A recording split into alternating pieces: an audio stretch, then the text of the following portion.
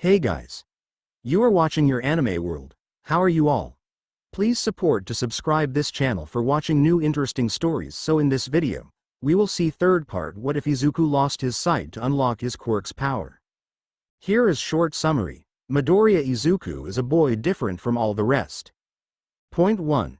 He prefers learning over playing. Point 2. He barely shows his emotions. Point 3. His quirk is turning him blind.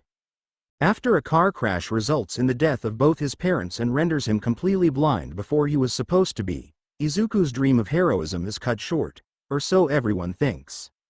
Left with a foster family who actually love him, a sister as sarcastic as he is, and a powerful elemental quirk, Izuku must brave the world and dangers lurking below society's light to fight for a place in heroism. And if, along the way, he discovers friends, a new family and love on the way, Izuku will handle it with a snappy wit, his powerful quirk and his sightless eyes.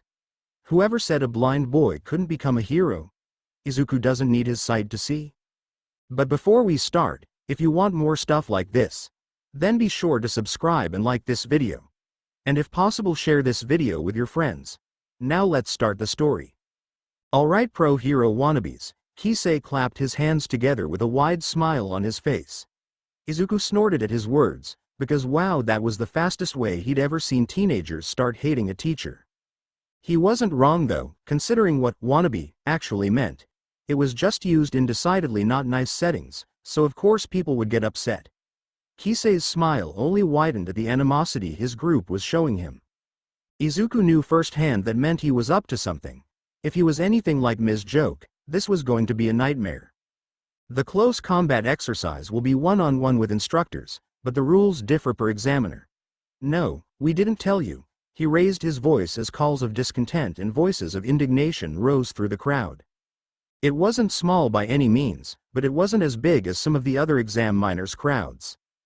At Ketsubutsu, we don't just train punching experts. Any idiot can punch things and get a crowd to hype them up. In all our tests are tests themselves, which is why we tell you not to trust a single source, Ms. Joke, for instance. We hinted at this one through wording and actions. Why else would we let you pick your examiner? Kisei snorted as if the answer was obvious, and in hindsight it was. Izuku just never noticed. Kisei led his group out onto Ketsubutsu's sports field, where a 2-meter circle had been drawn on the grass with marking chalk, and stepped inside it. This is my challenge to you, Kisei began. At any time, a challenger can enter this circle. You win by either pinning me for 5 seconds or pushing me out of the circle, quirks only. Unlike most of the other examiners, I'm forbidding anything that does not apply to your quirk. If you think that's unfair, you have the opportunity to show me what a non-physical or mental quirk can really do. Use anything and everything in range of your quirk to beat me, and, since it would be unfair of me to tell you to try and beat with your quirks when I know all of yours and only, what, 4 people? 5. No, mine. I'll tell you, but first, can anyone guess what it is? Flare. Izuku was the first to speak up, almost immediately after Kisei posed the question. If at all possible, his smile widened. It reminded Izuku of Uncle Show's, not that it mattered. Oh, do go on. Kisei's eyes sparkled and Izuku huffed his amusement. Your hero name is Shotbolt. You're a twilight hero who leans more towards underground heroics in your work, but your quirk is a fire-type off-strand called Flare. As in the name, you emit bright sparks from your mouth that burst into fireworks after reaching a certain distance away from you. You can contain these as bombs as long as they do not leave your person, and you can control the size and output of each flare and each burst. You can also vary the color of each flare, and they are useful for both rescue and villain apprehension. He rattled off, Kiriko nodding happily at his side. Kisei raised an impressed eyebrow as the other kids' jaws dropped. It's not rocket science, just analysis, Kiriko remarked as the stares didn't drop. Exactly, boys, Kisei laughed happily. Now with that information, use whatever you have to for your quirks so you can beat me. You're welcome to step up at any time. Kisei shrugged and, to his examinee's horror, lay down on the grass in the circle and closed his eyes. Oh, it is on. One of the bigger, more built kids near Izuku growled, puffing up his quirk and storming towards the circle. Izuku sighed quietly, knowing exactly where this was going. The boy's quirk was a physical transformation, allowing him to grow spikes on his body. At this point he decided spikes on his fist was a good idea. Against someone who could defeat him from a distance. Weren't these idiots paying attention? Izuku? You're muttering, Kiriko murmured to him softly, his voice tense with nerves. Izuku glanced at him, then at the kids around him glaring daggers into his soul. Don't worry, they've got nothing on Uncle Sho's glare, and Uncle Zashi's. You should have seen him when Uncle Sho gave me coffee for the first time. He was livid. Izuku grinned his wide, Aizawa-inspired grin. Several of the other kids took a pace away from him and Izuku cackled loudly, not paying any attention to the failures of the kids attempting to beat Kisei with the bare minimum of a strategy. Most of them decided punching was the best solution. Kisei didn't even have to move from where he lay. The man, smartly and as Izuku would have with a quirk like his, had prepared quite a number of small firework grenades that he simply tossed as the examinees after they stepped inside the circle, and the shock factor did all the work.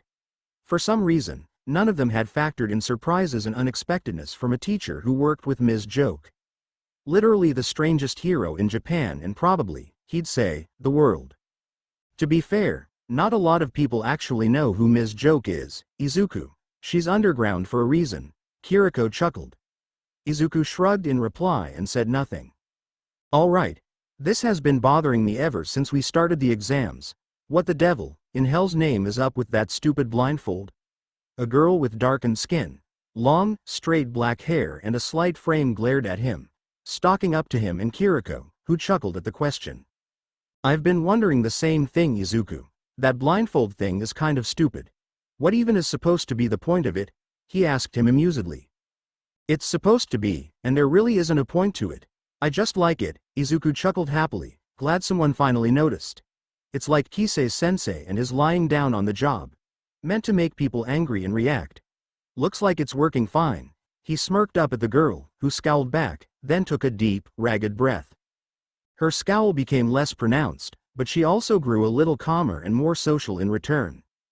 Fascinating. Is your quirk based on anger? Izuku's eyes glittered with excitement. Nah, the girl rolled her eyes. Anger's just part of my personality. I get that a lot though, she explained.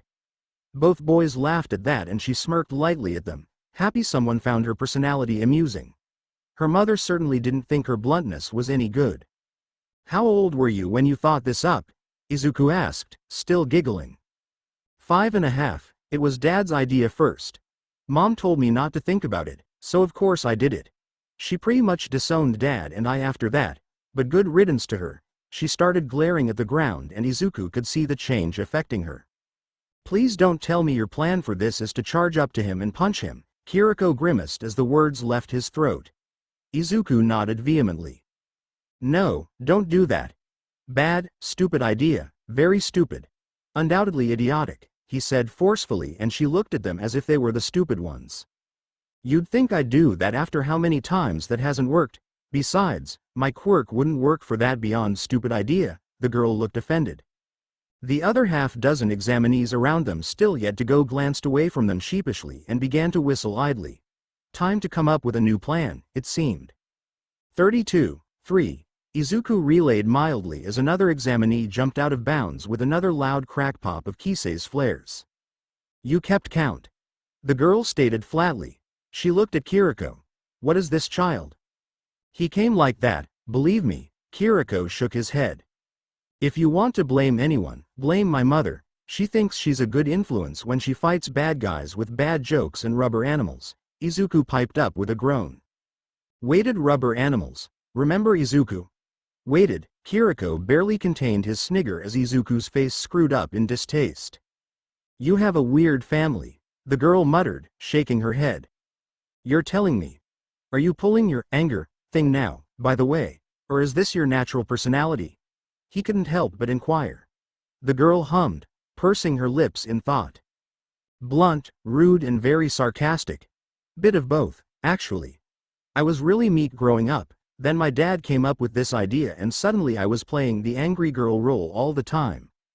Not too much, otherwise I'd really fall into it, but angry enough I could defend myself from bigoted, quirkist bullies.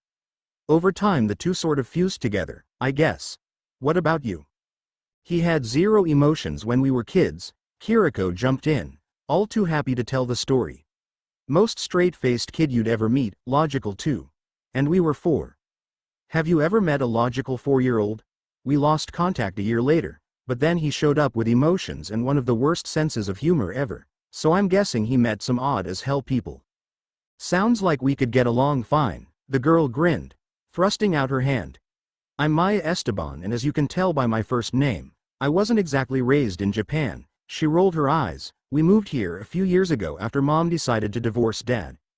Thankfully I got a choice in which parent I got to stay with and ended up with Dad.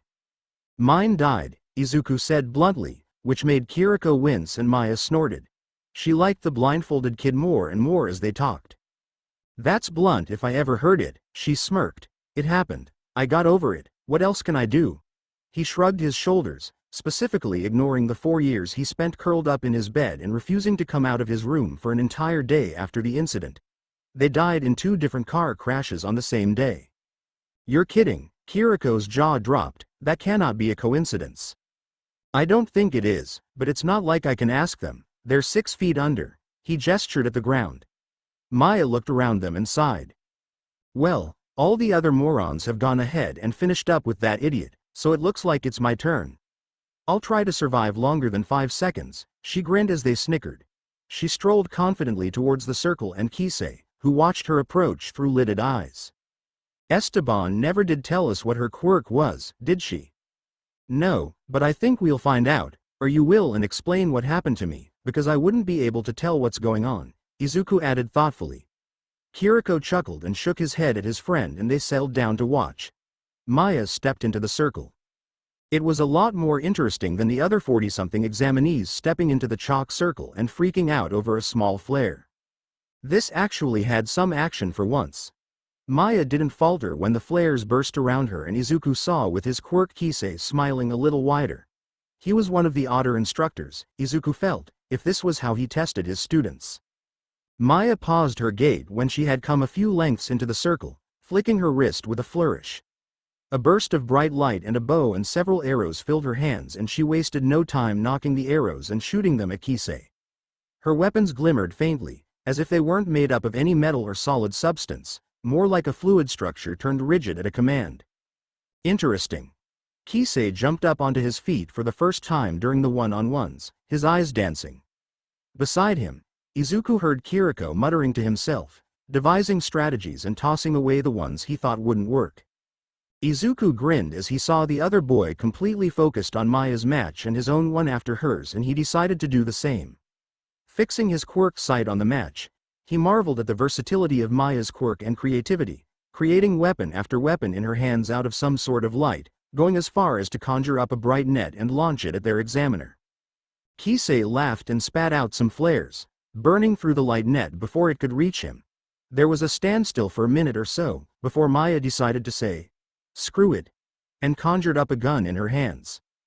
She aimed and shot, and no matter how Kisei defended himself or dodged, the bullets kept coming, forcing him out of bounds. Kiriko cheered for their newest friend and Izuku smirked, slow clapping as if he was challenging her to see who could do better. By the scoff and the confident smirk, she took him up on it and sauntered out of the ring. Very well done, Miss Esteban, though I do have to be the one to warn you, non-piercing rounds only. He shot her a cool gaze, holding a hand to a graze on his shoulder, and she groaned, nodding sullenly. Kisei put himself back in the ring and turned his attention to Kiriko and Izuku, the former of which took a breath, steadying his nerves. If you want, I can go before you, Izuku offered, but Kiriko shook his head, determination to succeed rolling off his shoulders in waves. No thanks, Izuku, I've got this, and if you don't believe me, just watch. Izuku cackled at the bold quip, shooting him a thumbs up and nudging him towards the ring where Kisei waited. Kiriko's watch was a lot shorter than Maya's one and involved a lot more creative thinking than Izuku had ever thought. It was fairly simplistic and ultimately hilarious, involving Kiriko shifting himself into a small red ball, speeding along the ground and coming to a stop at Kisei's feet. The man raised an eyebrow in confusion and disappointment, as if to say, "That's all you've got? Really?" and reached down to pick him up. That's when Kiriko re-shifted and, surprising Kisei, who was the master of surprises, shoved him out of the ring. It took a few seconds for them all to comprehend what Kiriko had just pulled off, but Izuku burst into fits of laughter and Maya followed soon after. The pair of them howled at the fact Kisei, the man who sent more than 40 kids out with the element of surprise, was beaten at his own game and that it was done using a red-colored ball.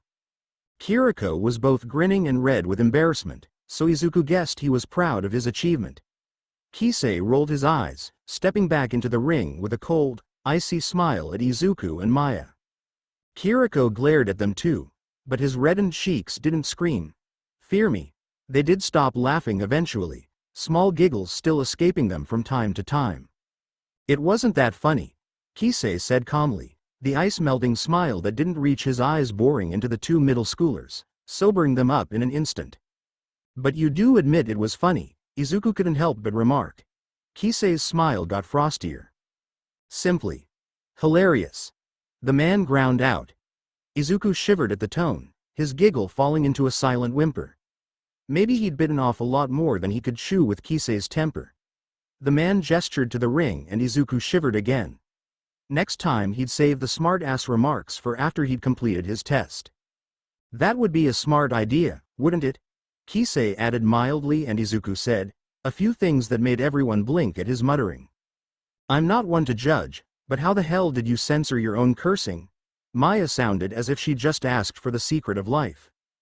Kiriko too looked a little frazzled and Izuku could tell Kisei was trying his best to not sigh and face palm at him, like he would do with his mother, and began to giggle. This was one of the first things Emi actually taught him after he settled in with her after she adopted him. Aizawa had almost throttled her when they told him and Hizashi wasn't any better, but Emi had said it was a good distraction and honestly, Izuku couldn't disagree with reactions like these. His giggling petered off and he almost bounced towards the circle. He had a shock factor of his own. He didn't waste time, stomping down hard on the ground the instant he stepped foot inside the ring. The earth rose up to meet him in 3 spheres and he thrust his fist forward, fingers curled to the top of his palms. One was sent hurtling straight towards Kisei while the other 2 were launched at the ground near his feet. Kisei blocked the first sphere, eyeing the other 2 cautiously, but not making a move to touch the dirt covering his feet. A few quick gestures with his hands and the earth seized Kisei in a vice-like grip. Izuku lunged forward with his right foot, his left sliding up to it and stomping it before setting it down beside his right foot. His right elbow rose up swiftly and the earth rolled underneath both of them. Kisei was out of the circle before he could even blink. Izuku nodded, satisfied, at the outcome, Kisei completely fine and the collateral damage of the ground easily fixable. He knelt down and placed his palms to the ground and the earth melded to his will. It smoothed over, the earth Izuku carved out of the ground filled the space it left and the rolling flattened back into soft, straight, grassy fields with not a sight of the damage Izuku caused anywhere around. "Damn dude," Maya whistled, "that's op as crap. It took a while to get used to. I caused accidents all over the place when I first got my quirk and all the adults around me just laughed at my panicking and helped me control it. This is the result," he shrugged. He could have done more, commanded the ground without using his motions, but to fool your enemies you first have to fool your friends. It was a weapon to use when he had no other options. Control was important too and Emi had been helping him control it ever since they first met. A heavy sigh from Kisei had their attention fastening back on him. "You kids," he groaned, "help the others back to the auditorium and you'll be released there," he instructed, gesturing to the group of kids lying around on the grass. "And Izuku? Make your movements smaller or you're going to struggle. And make sure you call the kids. They were devastated when you didn't show. Mika still has our numbers, yes?" Izuku pouted, but did as Kisei asked, helping the others in their group up and on their feet. A lot of them had accidentally used more of their quirks than they should have for matches that lasted barely 10 seconds. Quirk exhaustion was a very real thing for them and most of them had forgotten they weren't actually invincible. Izuku glanced around and only 5 of them, at maximum, looked relatively unscathed. Izuku had a slight headache from the intense concentration and he saw both Maya and Kiriko massaging different parts of their bodies, but half of their group could barely stand, which was slightly amusing. They hadn't really done anything taxing and yet they were collapsing like the end of the world had come while the ones who actually worked were mostly fine. Drama queens, the lot of them. Kisei trailed behind them, massaging his throat and guzzling water from a bottle bigger than anything Izuku had seen in the past. It made sense though. Flare was a fire-based quirk and it did generate from his throat, which would leave him with a few sore spots after he used his quirk, just like all of them had. It took a few minutes for them all to trudge their weary behinds back to the auditorium, merging with the examinees who were coming from their own tests as they filtered in and took their seats. Most of their clothes were dirt-stained and filthy with dust and mud, some absolutely covered and some only stained. The examiners were the only cheerful ones in the room, grinning out at them in a very pleased manner. Izuku supposed they had fun beating the crap out of middle school kids they'd soon be teaching a number of in a few weeks. Emi and Kagaya especially looked like they'd had the time of their lives, and by the time Izuku, Kiriko and Maya met up with Asano, who'd split with them to go with Ms. Joke, Izuku saw exactly why she was so pleased. "Itsumi, why do you have one of Mom's rubber chickens?" Izuku asked, horrified. "I was the only one who managed to give her a hard time with my paper creations, so she gave this to me as my reward," he said reverently, eyes shining with glee as he eyed the bright yellow monstrosity. Kiriko struggled to contain his grin at Izuku's horror, but Maya felt no such need. "You lot are weird as hell and I love you for it," she sniggered at them. "Izuku, it clucks." Asano breathed, amazed. Izuku proceeded to smack his head into the back of his chair, pained mentally and in more ways than one. Maya and Kiriko both cracked up, doing their best to contain their giggles throughout the final presentation, Asano stroking the chicken with as much love as he could muster and Izuku dying inside as he watched. Out of all the things Emi could have possibly done, did she have to give one of his friends one of her stupid toys? He was getting back at her if it was the last thing he did. "Oh come on Zu, I said I was sorry, didn't I?" Emi called after her son as he shoved the door of the car open and nearly stormed towards the Jiru's house. Izuku didn't reply. Not even with a snappy retort or a witty comeback.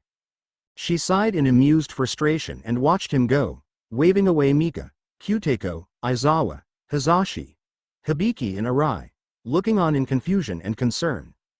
Mika led Izuku inside, greeting him with a smile and a hug as always. "Okay Emi, what did you do this time?" Aizawa pinched the bridge of his nose and shook his head. Mika regarded her with a confused expression. "You two are usually as thick as thieves, what happened?" she asked her. Izuku met a few of his bullies from daycare at Ketsubutsu's exams. "According to what I saw, they've matured a lot since Zuzu last saw them. They got close throughout the lunch break and first part of the practicals. One of them put me down as his sparring buddy and he's the only one who did relatively well with weaponry, so I might have given him one of my rubber chickens." The adults winced and Emi could have sworn she heard Aizawa muttering something about adults who should think before they act. "Is that it?" Kyuteko questioned, confused. Emi shook her head sheepishly. "It might have been the one that made noises when it was hit, and the kid might have fallen in love with it and refuses to go anywhere without it. And maybe he might have started making animals out of heavy paper to fight with himself," she finished.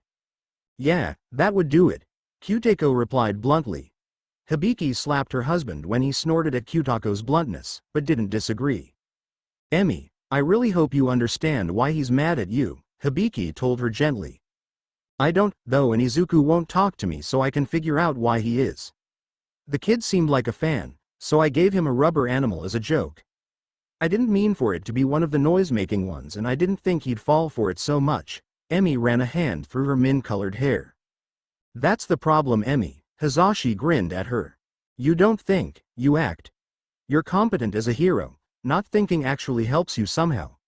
But children are different, you just got lucky with Izuku." Aizawa leveled her with a flat glare. "We know you're a smart woman, but you crossed a line with Izuku.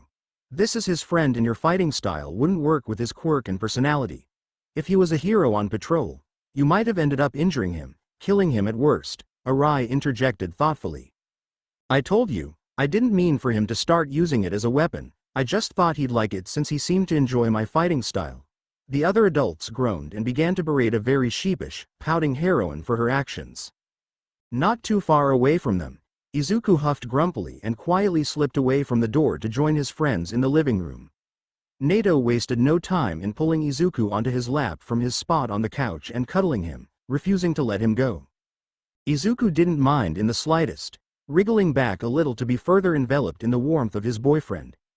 Kyoka and Hitoshi gagged jokingly, but they stopped as soon as Izuku pointed out they were cuddling too, just not as much as they were. There were laughs and snickers all around and Izuku felt a smile forming on his face. He was glad he'd have friends at Ketsubutsu if they all made it in, but his sister, his first friend and the boy he loved would always be special to him. He was a little sad they wouldn't be together in high school, but they'd still have time to see each other on weekends. It wasn't like they were apart for good. "So have you gotten your results back yet? It's been a week?" Kyoka asked him eagerly. "I have, I just haven't opened it yet. I wanted to do it with you guys because you'd make my life hell if I didn't," he replied flatly. Hitoshi nodded without shame. "Absolutely we would. Hurry it up and show us how you did," he grunted impatiently. Under his blindfold, another garish one with a pattern none of them could make out, Izuku rolled his eyes and fished the envelope his results came in out of his bag. He opened it slowly, lips twitching at his sister and friend and the frustration growing on their faces. Hitoshi hid it well under an Aizawa-like blank expression, but his eyelid kept twitching. "Just open it already," Kyoka burst after a few minutes. Izuku felt Nito's chest shake a little with his light laughter and grinned, tearing open the envelope and fishing the papers out. There was no projection device, just a sheaf of papers, Izuku was happy to say. It was done in Braille, he noticed gratefully. "Dear Fukukado Izuku, we are pleased to announce your acceptance to Ketsubutsu's Heroics course, Class 1-1 as its top scorer. You will be expected to give a speech to the students as such at the opening assembly. Attached to this letter you will find a form with instructions on how to fill out, design and send in a hero uniform with your measurements and any requests regarding materials used, color schemes, support items and fitting, a list of materials you will need for this coming year and an order form for your school uniform as described by Ketsubutsu's official website. We look forward to your attendance this coming semester. Sincerely, Kazuki Naruse, Principal of Ketsubutsu Academy," he read aloud. There was more, but the delighted shrieks from Nato and Kyoka drowned out the next part of the form. Nato squished him tightly and Kyoka was up and jumping all over the place, squealing in pure excitement for him while Hitoshi offered him a quiet "Congrats, Zuku." It wasn't an unpleasant feeling, being coddled and cherished by the people he cared for so deeply. Nito's affections were the best of all. He wasn't a fan of all the clinging, but Nato was affectionate by nature, which doubled when it came to Izuku it seemed. "Of course my beloved would succeed, he is the greatest among us," Nato boasted happily, pulling Izuku to his feet and spinning him around in circles. "We shall be the best hero team in existence and no one will ever outdo us," he cried.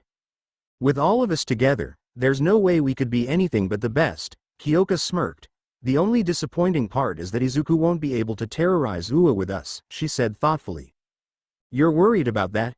You three will do enough terrorizing without me being there. You are all in the same class, remember?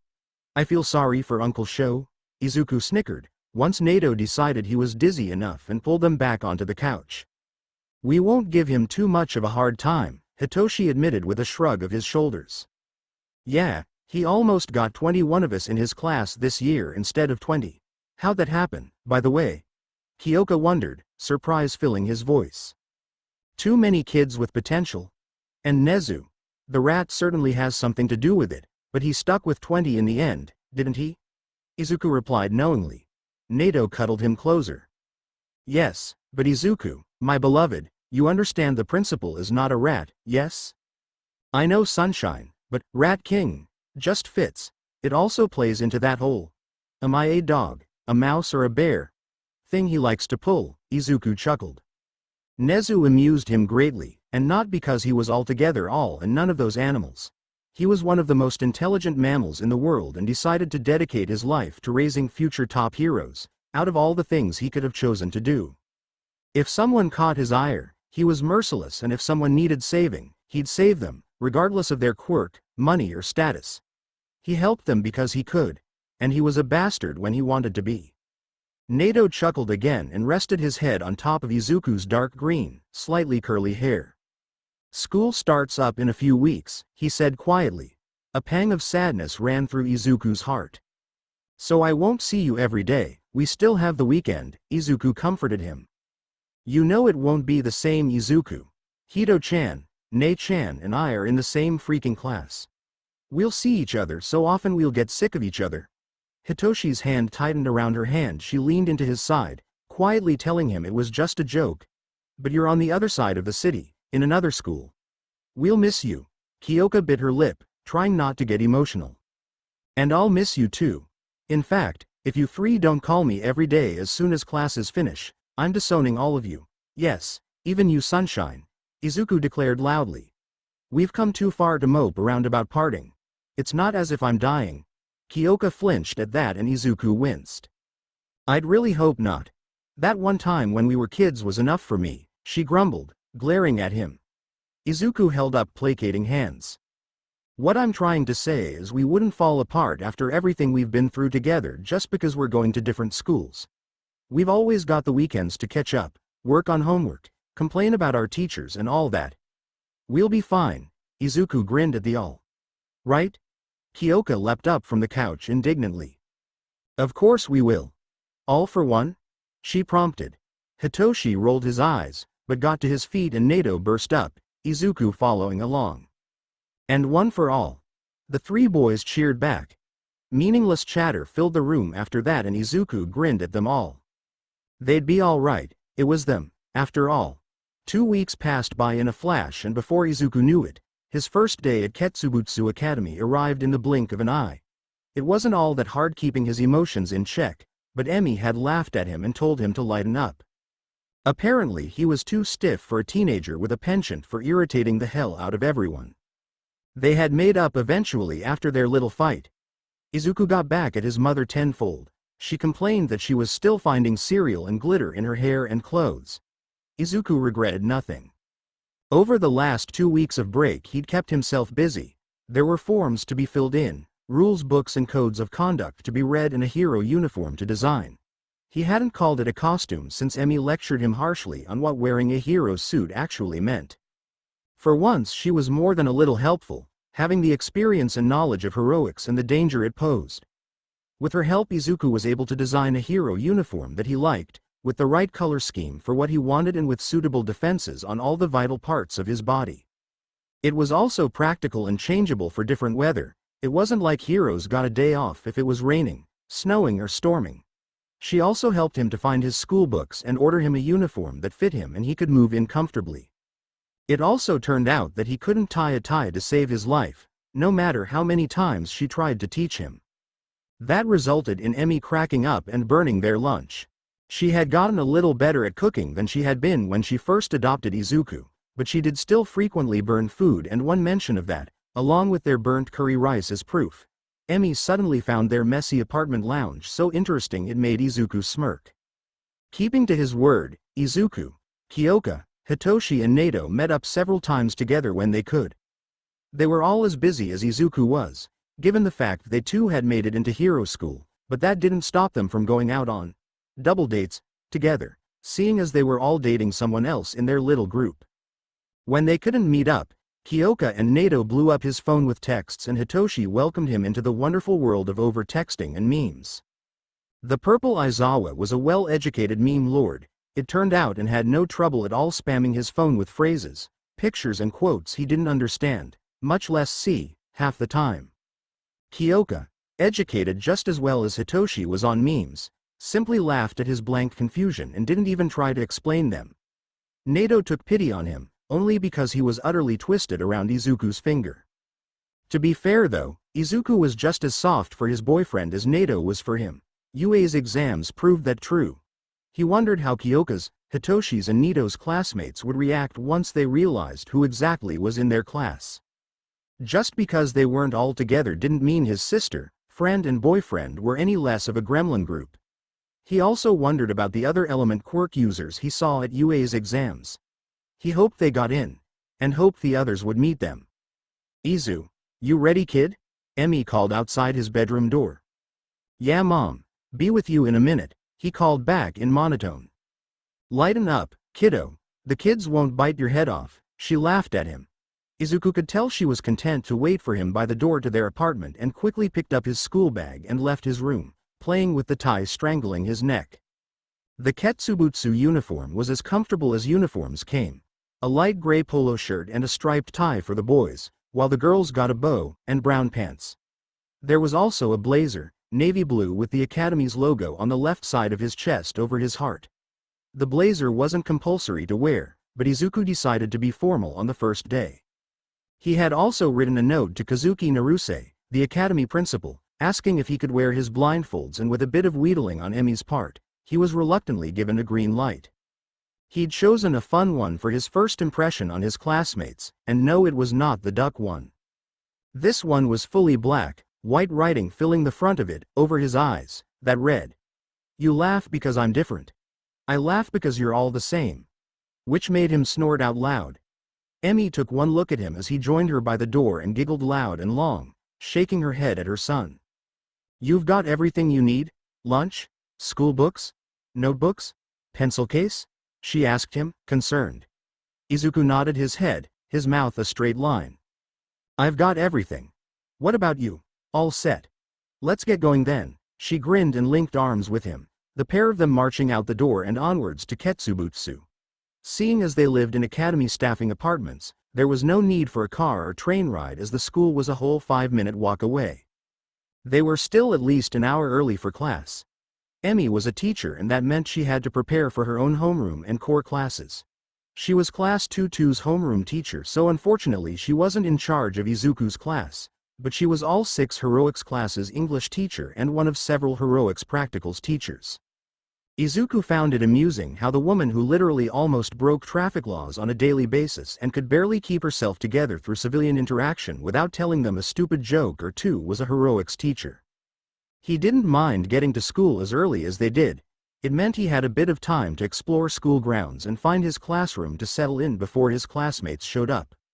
From the frantic, excited texting of Maya, who insisted on being called by her first name since she was used to it, Asano and Kiriko, they had all been put into one-to-one with Izuku.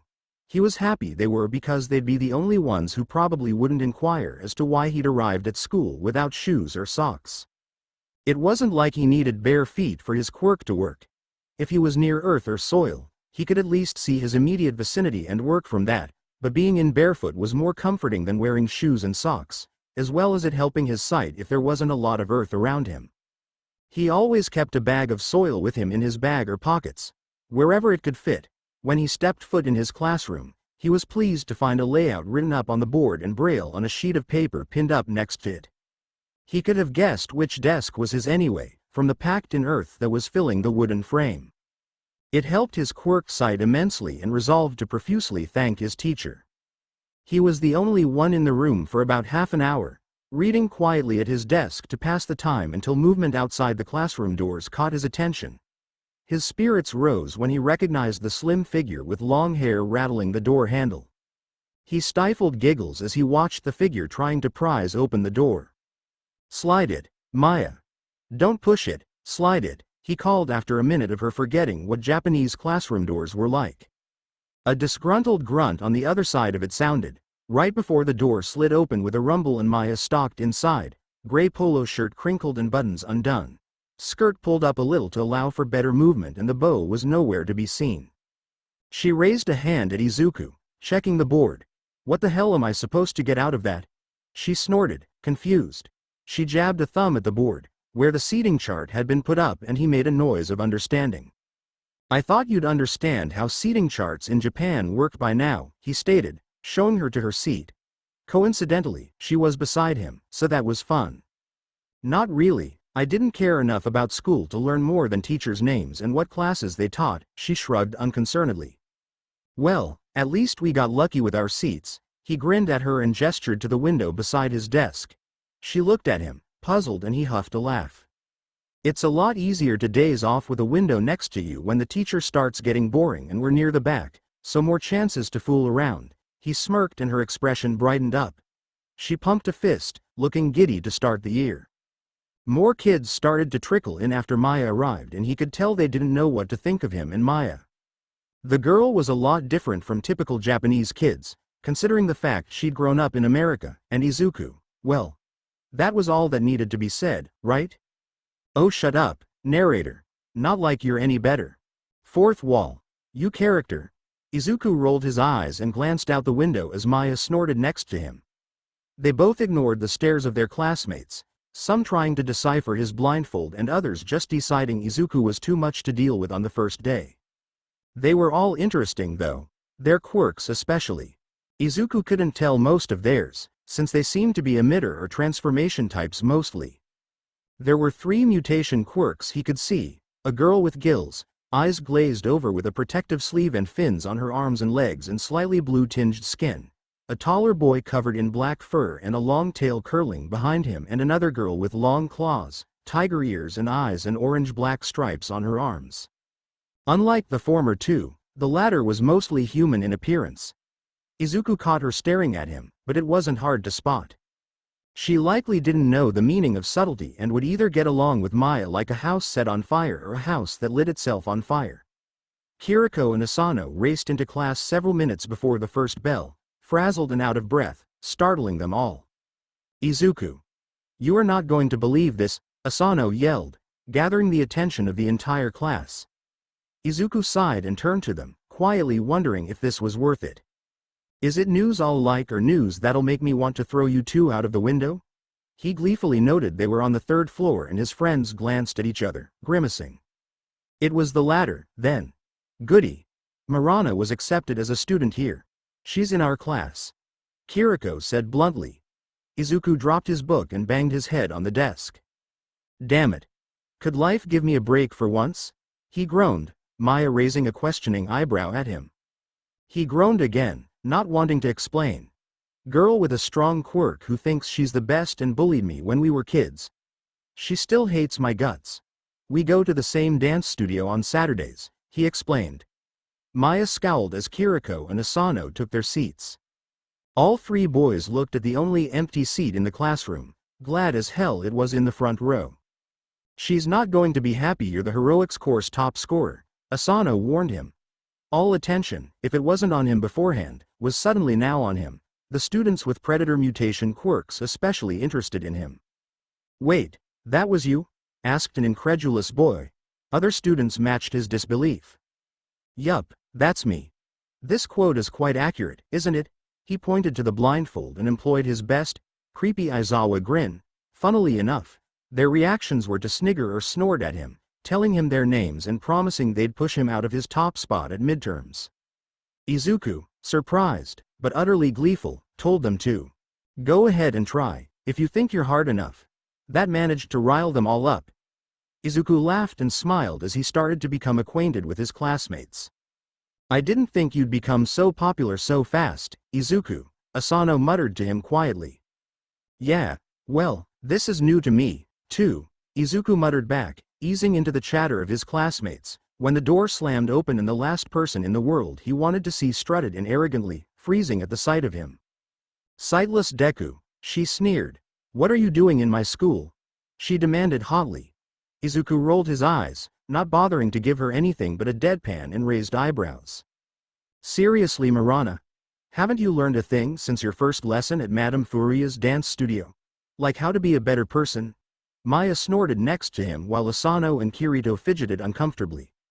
Mirana glanced around the room and her eyes fell upon his friends, her sneer turning into smug satisfaction. Itsumi, Kamiho. Good to see you losers made it in. You're sitting with me at lunch.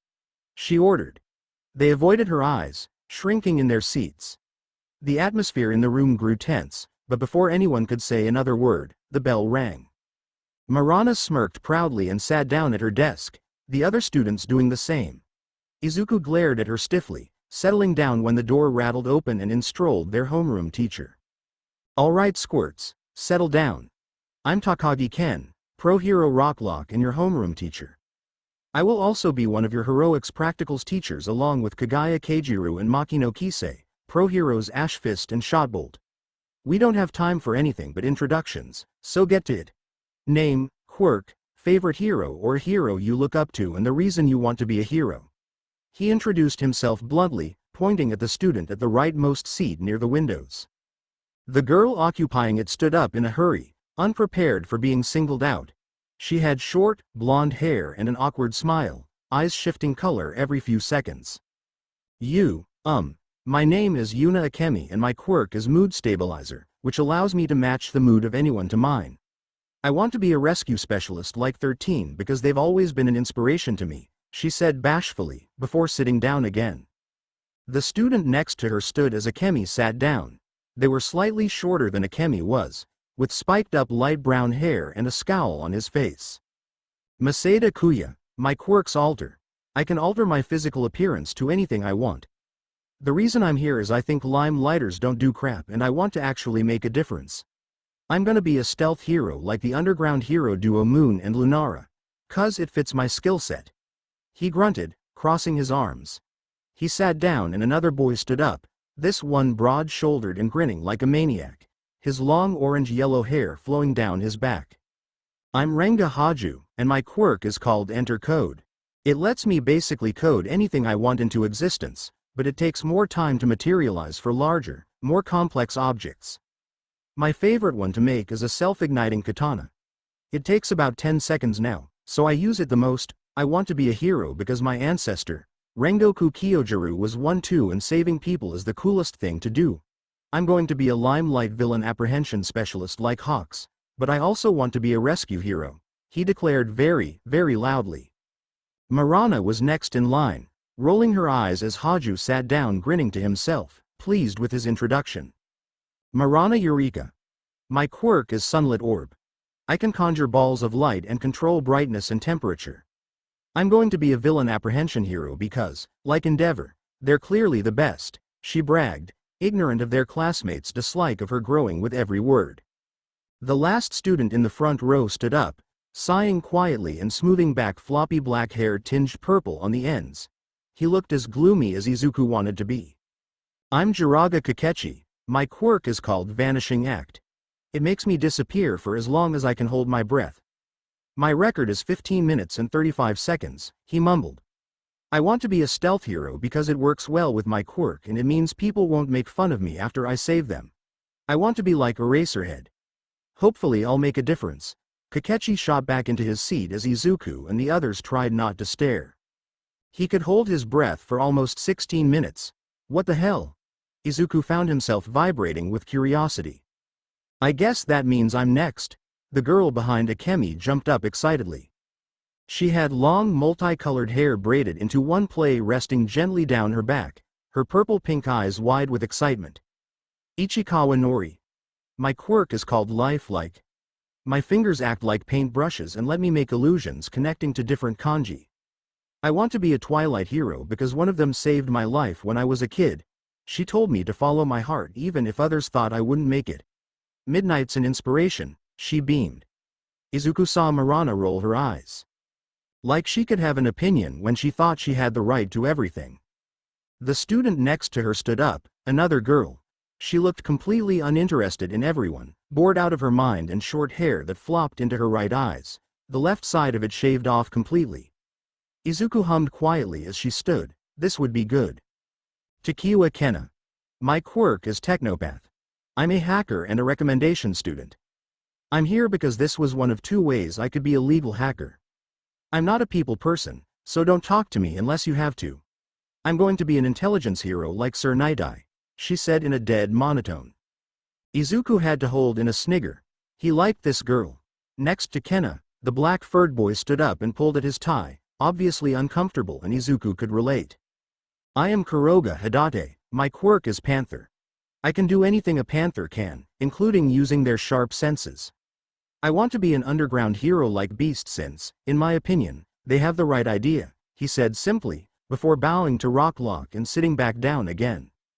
The girl with glowing orange hair cut into a bob and bright red eyes stood up next, smiling. I'm Senna Reika and my quirk is Flash Bang. My hair and eyes glow and I can manipulate that into sharp bursts of light that blind someone temporarily. I want to be a limelight hero or twilight hero, similar to Midnight or Present Mike because they make people feel safe when people see them and that's what I want to do. She grinned at the class and sat down again. Next was a rather short boy with hair almost as long as Izuku's curls, but his were auburn and loose, bangs tied away from his face. He yawned, bags under his raven black eyes, skin pale as a ghost. Izuku hid a snort as a cough, He looked almost as bad as Aizawa and Hitoshi, and wasn't that a sight? The boy flicked his eyes to Izuku for a second and Izuku grinned at him. Iku Terushi, Quirk's called sleep deprived. For however many hours I haven't slept, I can put someone else to sleep for up to that number with a touch. I want to be an underground hero like No Name. They're the one I could always count on as a kid, so I want to be like them. And it works with my quirk. Terushi yawned and sat down again. It was Izuku's turn to introduce himself and he stood up, fighting the urge to prank them all. Then he decided what the hell. My name is Fukukado Izuku. He fought a grin as Rocklock groaned audibly, and I'm blind. The class, except his friends and Marana, who scoffed, blinked at him, stunned. What? Came the collective yell, even from the kids who looked half dead and uncaring. Kena, Terushi and Kakechi. Izuku cackled. Oh, so this is what you meant. Back at the exams. Asano shook his head, Kiriko busy trying to decide if he should laugh or sigh in exasperation. Okay. He giggled as Rocklock simultaneously glared at him and calmed his class down. My quirk is called earthbending, which allows me to manipulate the ground to my will. It also allows me to be aware of my surroundings. His classmates gaped at him. It means I can see, he elaborated. Some of them scowled at him and he grinned widely. Fooled you, he snickered delightedly. I want to be an underground hero like Eraserhead and Ms. Joke because one of them saved me when my quirk came in and he and his friends that were there that day stuck around. They've been more like parents to me than my real ones and that's saying something, he shrugged. But in all honesty, being a hero was the only thing that really felt right to me, so here I am. Pleased to meet you all, he grinned again and bowed happily. And now that he's finished his whole, freak out my classmates on day one thing, it's my turn, Maya smirked and stood. The name's Maya Esteban and if I get mad at you, I kinda can't help it anymore, sorry about that. Call me Esteban and I will kill you though, fair warning. I grew up in the US and this whole, last name, crap won't fly with me. My quirk is called lunar powered. As you can tell, I'm literally powered by moonlight. I can use an internal reserve of moonlight to manifest anything I could possibly imagine, but I can faint if I use too much. That almost never happens though, since even a quarter moon gives me as much energy as 2 cups of double-shot espresso. I'm going to be an underground hero because A. Spite and B. It helps people a lot more than being some dumb lawyer or whatever it is my mom does. Moon and Lunara rule and you can fight me on that. Maya rolled her eyes and scoffed, sitting down again and tapping her foot.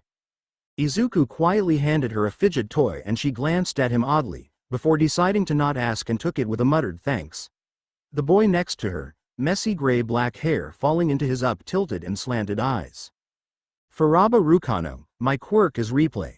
I can recreate a scene up to 12 hours after any activity has occurred in my brain and project it using my eyes.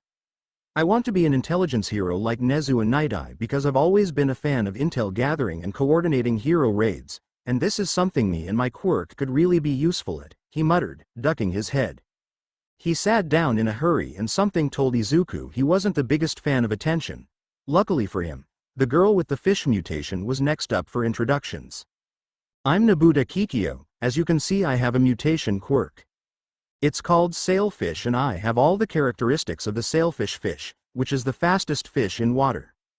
I want to be an aquatic rescue and villain apprehension hero. Mutation quirked heroes aren't popular just because they aren't fully human. I want to change that. Selkie and Gang Orca are my inspirations, since they don't let bogus discrimination prevent them from doing their jobs as rescue and villain apprehension heroes. If any of you have a problem with that, bite me. She snapped, glaring out at them, Marana especially, who chortled. Why, do you taste nice? She smirked. Izuku rolled his eyes at her, then glanced at Kikyo. Nobuta, I'm literally blind. You being a mutant is tame. He smiled at her and that seemed to console her a little. She sat down with a nod to Izuku and a less hostile expression on her face. The last student in their row stood up once Kikyo had sat and regarded the class with an unreadable expression on his face. He had short, green-red-black hair swept to the side. He was on the taller side with a broad build and a slender waist. Guda Yuta. Target. Any projectile weapon I throw lands solidly wherever I target. I'm as accurate as 4 out of 5 shots on target. I'm going to be a hero because my parents and think such a weak Quirk doesn't belong on the front lines. I'm going to prove those crapheads. And anyone else who said I can't, wrong. Like Nezu did. His eyes dared anyone to challenge him and Izuku snorted. What was with these teenagers in spite? Same, Izuku and Maya chorused, high-fiving each other with matching smirks. Yuta raised an eyebrow. Looks like he didn't believe them. How many times do I have to point out I'm blind? Doesn't the blindfold speak loud enough? You know how much crap I got because of something as dumb as having eyes that are useless. Izuku gestured at his eyes. Enthusiasm starts our engines, but it's spite that keeps us going.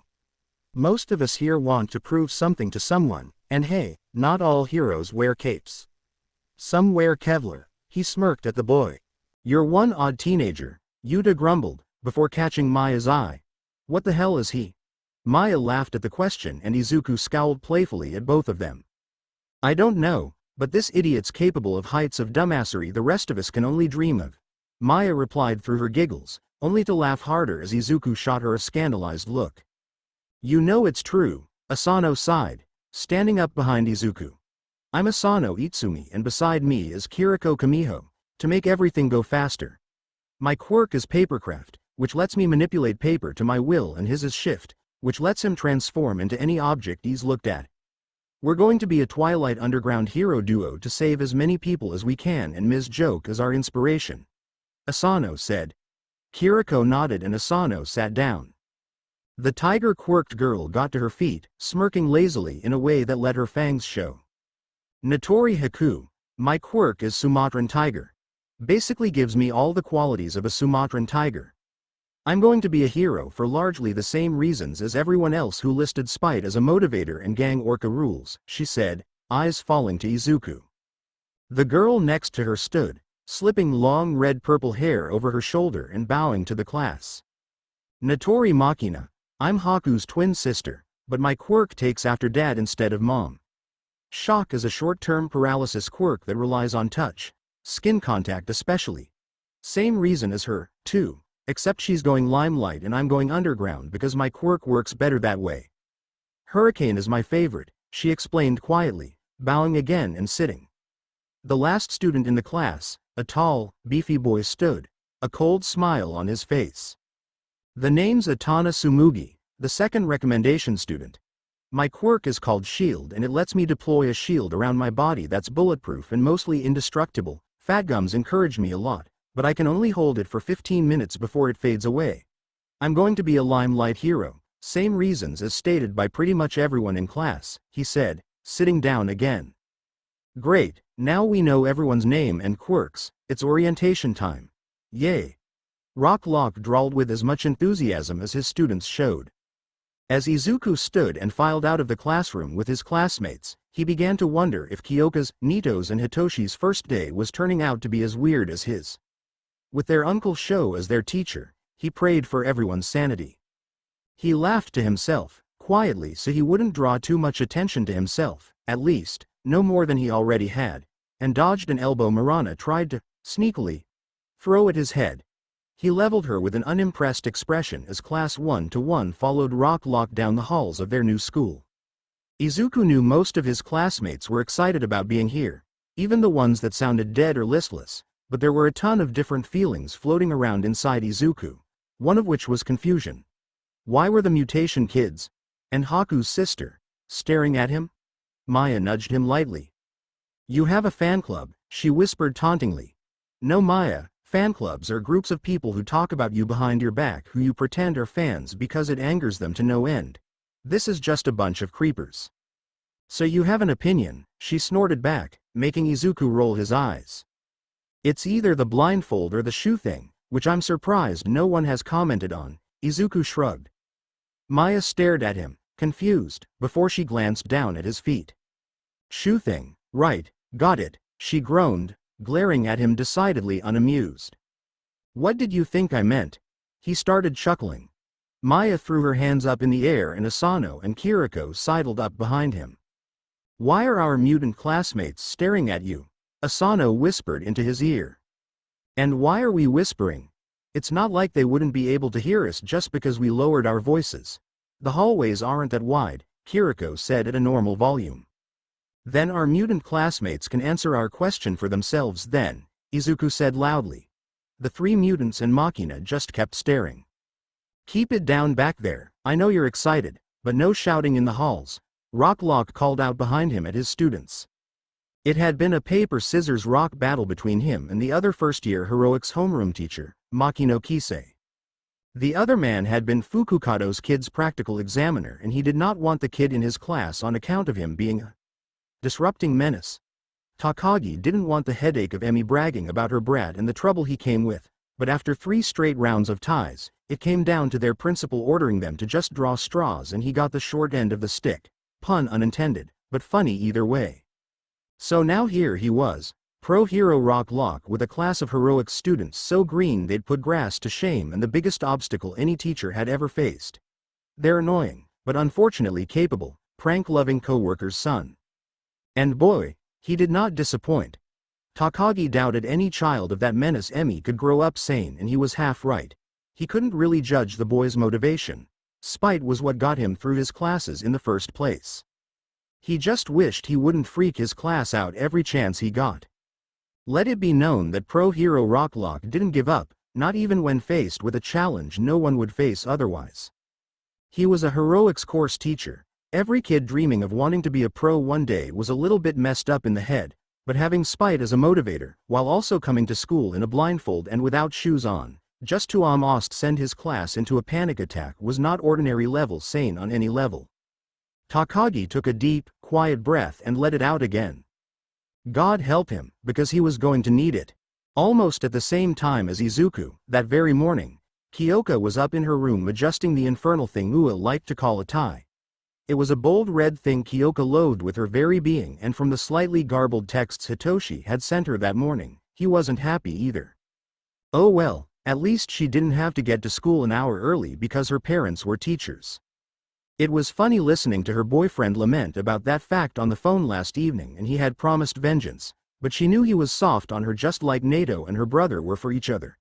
Speaking of Izuku, she dropped the tie, finally satisfied with it, and picked up her phone, checking her contacts. The only things Izuku had sent were, "Good luck," "Have fun," and a smiley face emoji. Nothing else. That must have meant he'd left for school too. She giggled to herself and wondered if he was going to terrify his teacher like she, Nato and Hitoshi planned to do. It was a lot more fun planning it all out, seeing as their teacher was also their Uncle Shota, the man who'd pretty much raised her and Izuku, trained Nato and adopted Hitoshi. They wouldn't give him too much flack because of that, but they'd give him a little just to live up to their collective group name given lovingly by their forever tired Uncle Shota. Problem Gremlins. Kyoka knew she, Izuku, Nato and Hitoshi all loved the title and put it to good use, terrorizing all of their parents when they were all together. Nito's parents, Aunt Hibiki and Uncle Arai, were more than pleased at Nito's choice in partner, but a little less pleased with his choice in fun. Antagonizing people to the point they felt the need to punch him really shouldn't have been a 15-year-old's hobby. Nato loved it though, and she loved watching the fury grow on his opponent's face when they realized Nato was more than experienced in fights. She knew Izuku wasn't exactly happy with their choice either, but Nato only grabbed his hands and bent his knees so the two boys were face to face and proceeded to kiss Izuku. Her poor brother had no other argument to make after that, hiding his burning red face in Nito's chest as the blonde cheerfully declared there was no problem. What a hell of an understatement, Kyoka hummed to herself as she checked herself in the mirror, smoothing down her skirt and adjusting her tie. Not bad, she muttered, making sure there were no wrinkles and adjusting everything she wore at least 3 different times before she was satisfied. She seized her bag, laying about on her bed, and rushed out of her room, a little too energetic for the hectic morning of her first day of high school. Her bag was a gift from her parents for passing UA's exam and graduating middle school. It was a sleek, black leather bag with enough room for everything to fit and still have space left over. Izuku had a matching one, also a gift from Mika and Kyuteko, but his was a sweet dark green. They were both pleased with the gifts and each reacted in their own ways. Kyoka excitedly and Izuku calmly with a happy smile. She greeted her mom and dad with a beaming smile, sliding into the table ready for breakfast and somehow not wrinkling her uniform. Mika laid a plate of steaming pancakes in front of her with a smile. "Ready for your big day?" she asked, grinning happily. "Ready as I'll ever be," she chirped happily. "Don't worry, I won't make Uncle Shota's hair turn gray." As he keeps beeping, she rolled her eyes with a snort. "Remember to be respectful to your teacher. Kyo, I don't want to hear anything from Shota except the usual nonsense. Got it?" she warned her daughter. "I know, Mom. What type of student would I be if I drove my teacher crazy on the very first day?" Kyoka inquired, scandalized. Mika eyed Kyoka, who was intent on holding her innocent act. "They really should have separated you three," Mika grumbled eventually, making Kyoka giggle fondly. Mika had a feeling Kyoka felt the same way, but wasn't going to say a thing. "Morning, my darlings." Kyuteko strolled into the dining room and pecked his wife on the lips and his daughter on her cheek. "Really, Dad? Was that necessary?" Kyoka grumbled, watching her parents chuckle at her with a small smile on her face. No matter how annoying they could be, Kyoka knew she'd never be able to stop loving her mother and father. She finished breakfast and checked the time, grinning when she realized it was time to go. She was meeting Nato at the gate and Hitoshi in their classroom since he was already at UA. His texts had started coming through a lot clearer if the constant ping of messages was anything to go by. She rolled her eyes again and turned her notifications off. Hitoshi wasn't allowed to blow up her phone just because he was bored. She set her dishes in the sink and left home, calling goodbyes and "I love yous" to her parents, making it to the train station just in time. A short train ride later and she was almost skipping to school in all her excited nervousness. She wondered who she'd be meeting, who her classmates were and how excited they'd be to be training at UA.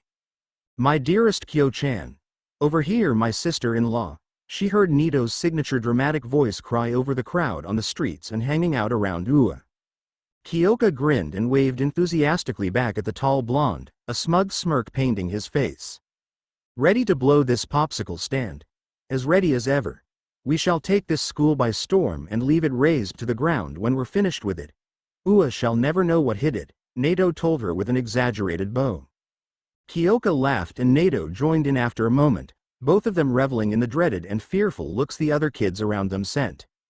She knew they were a lot to handle, but adding in Hitoshi to the mix made everything worse and Izuku almost doubled that, so she shrugged and let them wonder what sort of crazy person admitted two devils in teenagers' bodies into UA. They finished giggling at the other examinees and began to make their own way inside UA, not ashamed to admit they might have oohed and awed over the ginormous campus. It wasn't long before they found their classroom, not like it was hard. The door was as huge as anything else in the school, with 1A painted on in giant red letters.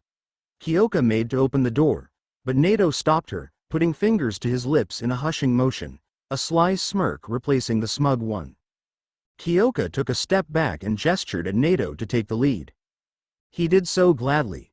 Hitoshi knew his morning was going to be crap when the coffee machine in his home with Aizawa and Hizashi broke down. He knew it was going to be ridiculous when his Kyo-chan laughed at him for his messy lavender hair and less than legible texts. He knew he was going to have the morning of his life when she and Nato informed him they'd be arriving together. He was right about everything. He was first inside the classroom, of course he was, and had no desire to talk to the next person who arrived almost half an hour later. Mornings were too early. It wasn't until he knew two figures were standing outside their classroom, already half filled with all sorts of loud, boisterous teenagers, that he perked up, a wild grin on his face, and if the students around him were slightly startled by his actions he made no comment, because the door had just been thrown open with a smoke bomb exploding just inside the doorway. Hitoshi swore some of his classmates' eyes popped out of their heads when he started cackling his little meme-filled heart out. Even more when Nato and Kyoka burst in with all too pleased expressions on their faces. Once in front of the class, Nato did jazz hands. "Greetings, classmates. The wonderful Monoma Nato has arrived." And his emo partner in crime, Juru Kyoka, his girlfriend, smirked at him and he couldn't help himself. He'd apologize to his dad later, he thought as he picked himself up off his desk and slipped over to join his ridiculous friend and girlfriend. Add in the meme lord who hasn't slept in a week and we're almost complete. He kissed Kyoka on the cheek and she laughed. But wait, there's more. Nito's face was wild with delight and the two purplinets almost lost it when the girl with the round, bright cheeks mouthed to the girl with the obvious frog mutation. There's more? First impressions were everything and this was the best thing they could think of. Props to Nato for actually going through with it though. In place of my beloved, who sadly could not be here with us today, we have come up with. What the hell did I just walk in on? Exploded an incredulous, gruff voice. Nato, Kyoka and Hitoshi all paused in their little presentation to look at the doorway of their classroom to see a boy about the same height as lanky Hitoshi, a scowl on his face and arms crossed, a bright red hat with two yellow horns sticking out of it pressed down on raven black hair, spiked down. The trio pouted at him, the boy glaring at them in lieu of asking for an explanation. You ruined our entrance. Nato grumbled at him, sulking as he took a seat. Hitoshi laughed and shook his head, taking a seat himself as Kyoka huffed. That was going to be real funny, thanks for ruining it. I still want to know what the hell I walked in on. Seriously, are you sane? The boy interrogated them, unmoved from his position at the doorway. He was soon joined by a boy with mostly pale skin, his forearms covered in horrendous burns. His eyes were a glimmering light blue, like the bottom depths of a clear river. His hair stood upright on his head, a stark and brilliant white. Next to him was an enormous boy, barrel-chested and built as big as a bear, his head almost completely shaved and an excited expression on his face. What's going on over here? Asked the white-haired boy calmly, cocking his head to the side with an intrigued expression on his face. Greetings, classmates. It is nice to meet you all, bellowed the barrel-chested boy, making everyone inside the classroom and the two boys outside of it to wince and cover their ears. Kyoka especially, head starting to ache from all the noise. Oi, keep it down, loudmouth. Some of us have sensitive hearing. Hitoshi glared at him, pointing at Kyoka, who waved with an earjack. The boy smiled sheepishly and proceeded to bow so low his head smashed into the floor. The entire classroom winced again. I am so sorry, he yelled at a much more manageable level. It was still loud, just not as bad as his first greeting. The first bell rang overhead and the loud boy, white-haired boy and hat boy all shuffled into the classroom. It took them all a few seconds to settle down, the excitement of the first day at one of the best hero schools filling them with nervous energy. It took you all 10 seconds to settle down. That's not going to cut it in the future. Rational students would understand that. A grumpy voice drawled from somewhere no one in the class could name. Hitoshi, Nato and Kyoka were hard at work already, too busy trying to stifle their laughter to pay attention to anything else. All of them heard a slurping noise, then a bright yellow figure rose like the dead behind the teacher's podium and Kyoka's laughter pealed out as a few new students screamed. Aizawa, clad in his warm, obnoxiously yellow sleeping bag, glared at her. Kyoka, used to it after seeing it the first 100 times, ignored it completely and kept right on laughing until it petered out, Aizawa pinching the bridge of his nose. Are you finished, Juru? Yes sir, finished completely, she giggled, earning herself a groan from the tired man. He unzipped the sleeping bag and stepped out, tuning out the sighs of relief as his students realized he wasn't the dead coming to life to eat their brains, but their teacher. Aizawa fished a packet of brand new gym uniforms from the podium and slapped it onto his desk. Anyone who isn't out on field gamma in 10 minutes can consider themselves expelled. He growled, vanishing from the classroom before 1A could blink. Hitoshi, Nato and Kyoka were moving as soon as he spoke, rushing out of the classroom after Aizawa. It was Kyoka who noticed they weren't being followed by their classmates and groaned. Well, are you coming? He's not joking and I know you don't know where the changing rooms are. She stuck her head around the doorway and raised an eyebrow at her stiff classmates, who all decided to burst into action at once, creating a ruckus unneeded in their class. Kyoka rolled her eyes and joined Nato and Hitoshi. They led their classmates to the changing rooms closest to the specified field, because only one set of changing rooms in a school as ridiculously huge as UA is stupid, and some of them swore the three of them were part of a quick change routine with how fast they were out their uniforms and into the gear, running out of the changing rooms in 30 seconds flat. They joined Aizawa out on the field and he glanced at them. 3 minutes, I know you can do better, he admonished them in a low tone. Our classmates took a while to realize you were being serious, Kyoka huffed. And they didn't know where the right changing rooms were either, Nato shrugged. And what kind of heroes would we be if we didn't help them? We may have sacrificed a better time for that, but thinking logically, isn't it only natural to help classmates? Hitoshi smirked at his dad and Aizawa snorted, ruffling his kid's hair roughly. Line up, gremlins, he huffed lightly, and no more of your antics, Kyoka. Aizawa glared playfully at her and she smiled genuinely up at her uncle. We'll behave, she promised. We were just making a show for our classmates, she giggled. Their reactions were good, Nato smirked, dropping the flare for now. Even more when the dead-to-the-world purple kid jumped up and joined in. Hitoshi grinned widely, trying his best not to burst into chuckling.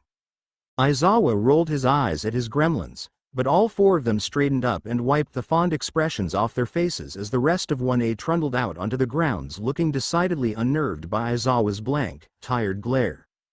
7 minutes, acceptable for now. That time will be down to 2 by the end of the semester. It wasn't a request. You will be completing a quirk apprehension test, he told them. Murmurs arose through the class and one, the brunette with round, blushing cheeks raised a hand. A quirk apprehension test? What about orientation? Orientation is a waste of time which could be put to better use. Softball throw, 50-meter dash, sit-ups, push-ups, side-to-sides, long-distance run, grip strength, long jump. You completed these 8 physical assessments in middle school where the use of quirks was forbidden, yes? The school board doesn't recognize how illogical that is. Shinso, Bakugo. You two scored highest in the heroics practical exam. How far could you throw a softball in middle school? 67 meters. Bakugo, a gruff blonde with spiky hair sneered. About 70, I think, Hitoshi answered, ignoring the growl and glare the blonde Bakugo shot his way. Aizawa nodded and tossed Hitoshi a softball. Using your quirk, throw that as far as you can, don't leave the circle, he instructed. Does it have to be with my quirk? Hitoshi raised an eyebrow and Aizawa smirked into his capture weapon. Smart kid, but then again, he did raise him. Use whatever you can, Aizawa elaborated and he saw the moment Hitoshi's brain clicked into gear. Hitoshi smirked wildly at him and held out a hand. Aizawa, without a word, took off his capture weapon and plopped it around Hitoshi. It was a little big, but fit mostly around his neck. Aizawa frowned and pursed his lips. It was about time Hitoshi got his own one. The purple boy stepped into the circle, adjusting the capture weapon about his shoulders and tossing and catching the ball with a hand. Both teacher and student ignored the pop-eyed stares of the class, even Kyoka and Nato a little dazed. Hitoshi hadn't told them he was training with Aizawa's capture weapon for a reason. This was it. He tossed the ball high in the air and sent the end of the capture weapon after it, the fabric wrapping and wrapping around the ball. Hitoshi spun it around and around in the air until it was just a blur. He let it fly and it sped out of the grounds faster than any of them could track. Aizawa held up a device, eyes and grin wide and wild. Hitoshi nodded, satisfied, at the result. 500.56 meters was good for a capture weapon, farther than he thought the ball would go. He handed the capture weapon back to his dad and sauntered back to his friends as the class exploded into cheers of awe and disbelief. One quirk-based glare and they were silent in an instant. Aizawa picked up another ball and tossed it at Bakugo, still glaring. Your turn, same rules apply. He grunted. Bakugo scoffed and marched to the center of the white chalk ring. Kyoka narrowed her eyes at him and, as he reeled back his arm, she yelped and covered her ears. Bakugo slung his arm forward and let the ball go with an explosion and unnecessarily screamed. Die. The ball whistling away from them all. Aizawa held up the device again. 705.2 meters? That's amazing. That's so cool. We get to use our quirks for this. It's going to be so much fun, a pink-skinned girl with yellow horns and black sclera cried excitedly, pumping a fist in the air. The interested expressions were wiped from the trio's faces, replaced with fear as Aizawa's quirk flared. Fun, he growled, causing the girl to falter. I have 3 years to turn you all into decent heroes and you think this will be fun? His voice was quiet, but no one had mastered the art of quiet menace, as Aizawa had. How about this for fun? The person who comes last will be expelled immediately. Hitoshi, Nato and Kyoka exchanged weary glances and matching sighs. Of course he'd pull this crap on them, he meant it, too. You can't do that. Their classmates yelled, the blonde with black lightning streaks in his hair, the boy with bright red hair, the boy with bulky elbows and the girl with the alien mutation all looked horrified. The loud boy, white-haired boy and hat boy all looked grim-faced, as did the boys with tail mutations and multiple arms. The girl with the black spiky ponytail looked mostly calm, as did the boy with big lips. The boy who looked like a mountain was trembling, but that could just have been his natural state. He was a shy kid, from what the trio had observed. The raven-headed boy inclined his head and Cheeks girl was scandalized. The girl with the frog mutation ribbited quietly in surprise. The boy with dark blue hair was spluttering in shock and stunned into a frozen silence. That's unfair. Cheeks girl burst fearfully, but Aizawa glared her into silence. Hitoshi, Nato and Kyoka winced visibly. This was not a topic Aizawa was fond of. Unfair? You think this is unfair? Alright then, are accidents that leave people disabled fair? You think villain attacks are fair? What about natural disasters, deaths of innocents who leave behind family and friends? You think that's fair? What about quirk discrimination? All of 1A collectively flinched at the pure vitriol in his voice. None of this is fair and it never will be. It is our job as heroes to make it fair. It is our job to give people hope where there isn't any and restore the balance between disasters and peace. If you think you're ready for that, step up now, or I will send you home. I will not be responsible for the deaths of students who were unprepared for the dangers of the industry. Aizawa made sure he stared every single one of his class dead in the eye unflinchingly, making sure they knew he was 100%, completely and utterly serious. To give them credit, they all matched him, a spark of strength and determination brimming in their eyes. Not a single one of them backed down and Aizawa showed his teeth in his wide, creepy grin. 50-meter dash, get going, was all he said. The quirk apprehension test was more than just Aizawa testing his class limits. It was about testing them, more than their quirks, although figuring out a baseline for each of them was handy. The blue-haired boy, Iida, with engines in his calves needed to let loose and explore his creative side. Asui, the frog girl, needed to round herself out a little more, and Uraraka, the girl with the blushing cheeks, needed to explore her quirk's limits and take more advantage of what she had around her. Some of his students couldn't exactly use their quirks for this. Kyoka, Kaminari, the blonde boy with lightning streaks in his hair, and Kirishima, the red-headed boy. Some needed a little more confidence, Yayorozu, the girl with the spiky ponytail, for instance. Some could do with a little humility, Bakugo, and some needed to tone down their emotions, Yorashi, the loud boy, and Izumi Koda, the boy with the horned hat. Some, like Todoroki Tuya, needed to explore the limitations of their quirks a little more. Aizawa felt the boy could do a lot more with his orange-blue flickering fire than he showed, but the burns on his arms made Aizawa hesitant to press. Ashido, the alien mutation girl, Siro, the bulky elbow boy, and Koda, the shy, rock-like boy, needed both a little more confidence and more faith in their quirks. Tape, Acid and Anavoice could do a lot more than they showed. Nato and Hitoshi, as they'd been told time and time again, needed to start pressing their advantage. Copy was as useful a quirk as brainwashing was, but fear of discrimination and believing they'd be better off in the shadows put them off constantly. Sato and Tokiyami, the boy with the big lips and the boy with the raven head, respectively, needed to learn what control and restraint was, but Ojuru and Shoji, the final two members of 1A, would have benefited from learning the opposite. All in all, his class had potential, and so, when he revealed the rankings of his class, with Kaminari at the bottom of the list by the skin of his teeth, Aizawa knew that none of them would be sent home on his watch. This thought was solidified as Kaminari faced him boldly, holding his head up defiantly, even as Aizawa could sense an undercurrent of fear rocking the boy's body. There was only one solution for this situation, and Aizawa put on his best "I'm a bastard" grin. I lied, he stated calmly, enjoying the shock and annoyed mutters running through his class. His three gremlin children gave him the stink eye, though they knew he hadn't been joking.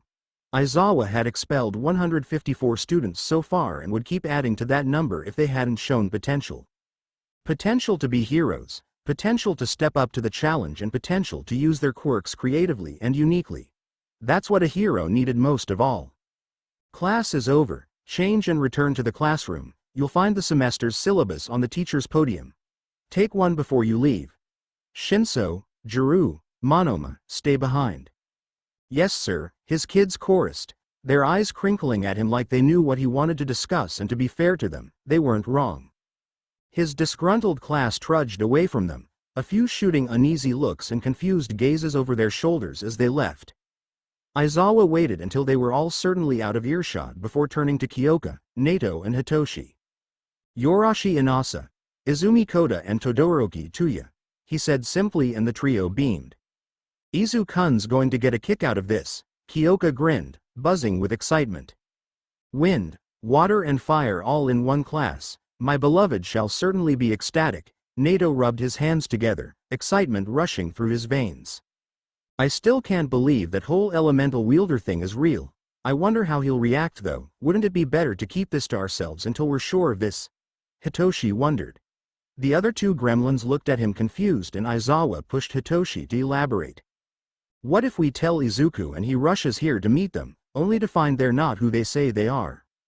What if this distracts him from his own classes? We all know how much going to Ketsubutsu meant to him. With the prospect of having other elemental users at UA, how would that make Izuku feel? Ketsubutsu was and is his dream heroics school, but having the chance to interact with people like him and missing out on it would kill him. I think we should wait for them to meet naturally, he explained to them. Kyoka and Nato fell into a thoughtful silence. If it's like that though, he saw them on one of the screens of UA's entrance exam, and he'll see them again at the sports festival, Aizawa said, and Hitoshi drooped. I think it's a good idea, Kyoka spoke up. If he knows about them, he'll ask and we can tell him what we know about them. He'll learn more from the festival, so when they do meet, Izuku will be able to approach them without dying of excitement, she explained. Nato perked up next to her. Informing those three of Izuku and his quirk would probably help the situation too. That way no one is too shocked and can interact with each other mostly normally, he proposed. Hitoshi started to smile, pleased his idea had panned out a little. Aizawa sighed and shook his head, smiling fondly at his problem gremlins. If you're finished, brats, get going. I don't want to be the one explaining to Mika, Kyuteko, Hibiki and Arai why their children are late home. He ushered them back towards the main school building, and they laughed, running off and calling out goodbyes. They'd see him soon enough, of course they would, but for now, they deserved to be a trio of first-year high school students, enjoying the rest of their day. Training, worrying about schoolwork and assignments, making friends, enemies and everything in between, making their teachers go gray, that could all come later. For now, Aizawa had a loud, dumb blonde trying, and failing, to spy on his class to scold. Aizawa put on his best glare. This should be good. You can come out, All Might, he called gruffly, completely displeased as the skeleton shuffled out from behind a tree. He looked sheepish and a little frightened, being called out like that, and Aizawa felt a sense of satisfaction run through him. Ah, young Aizawa, I am sorry to interrupt you like this. If you were, you wouldn't have done it. What do you want? Aizawa cut him off. He took great pride in watching the man flounder about, looking for excuses. All Might had never been his favorite hero, but in recent times his dislike of the man had only gotten worse. He had no teacher's license, he refused to take no for an answer and went to the Hero Commission crying. They forced Nezu's hand, which was the only reason why he was here. I wanted to talk to you about your class. Wasn't that a little harsh on them? All Might asked eventually. Aizawa eyed him distastefully. No, I don't. My students need to learn that life isn't fair. Heroism isn't a game. Like you and so many other heroes seem to think it is. I'm not going to baby them just because you think you have a say in how I run my class, he told All Might bluntly. But expulsion right off the bat is for students who think they can coast by with just their quirks alone. It's for students who think they don't need to try, or that they can do anything they want because of the quirk they were born with. It's for students who wouldn't make it one day in the real world. Luckily for this class, none of them are like that. They put effort into this test, they held their heads up, proud of their results, and they worked as hard as they could to make sure they weren't the ones in that last spot. Unfortunately for Kaminari, someone had to come last and that fell on him. Kaminari didn't deserve. If you were here to observe my class for the entirety of the test, I believe you heard my speech? Life is unfair. Life isn't kind and forgiving. Life takes and takes and takes and you can't do anything about it. As I said, someone had to come last. Yes, that fell on Kaminari's shoulders, but he, unlike you, understood that. If he had cried and complained, thrown a tantrum and demanded to stay in this class, I would have booted him in an instant, but he didn't. He knew his results were just unlucky. He knew that even if not him, someone would have taken that last place spot. He was proud of his results anyway and he faced me down for it. He didn't deserve that last place spot, no, but none of the others did either. You don't have a say in how I run my class, All Might. Now, are you finished? Because as far as I remember, your first practical heroics lesson is in a week and you still don't have an acceptable lesson plan, or has that changed in the last few hours? Aizawa glared him down and All Might deflated, not literally, and left Aizawa on the field alone. He took a deep breath and let it out, doing his best to get himself under control. The blonde buffoon always got on his nerves, but he'd never gotten angry at him as much as he was now. You'd think after almost 10 years of teaching he knew what he was doing by now. Aizawa grit his teeth and rid himself of thoughts of All Might. That man had burned all the friendship cards he had with Nezu to get the spot on staff. If he did anything to jeopardize the safety of his students, he would pay.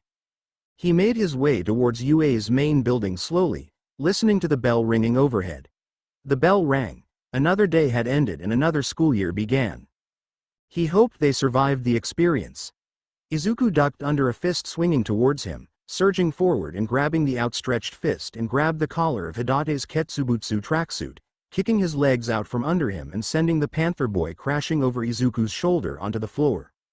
He quickly pinned him down, securing limbs in a position he wouldn't be able to escape from.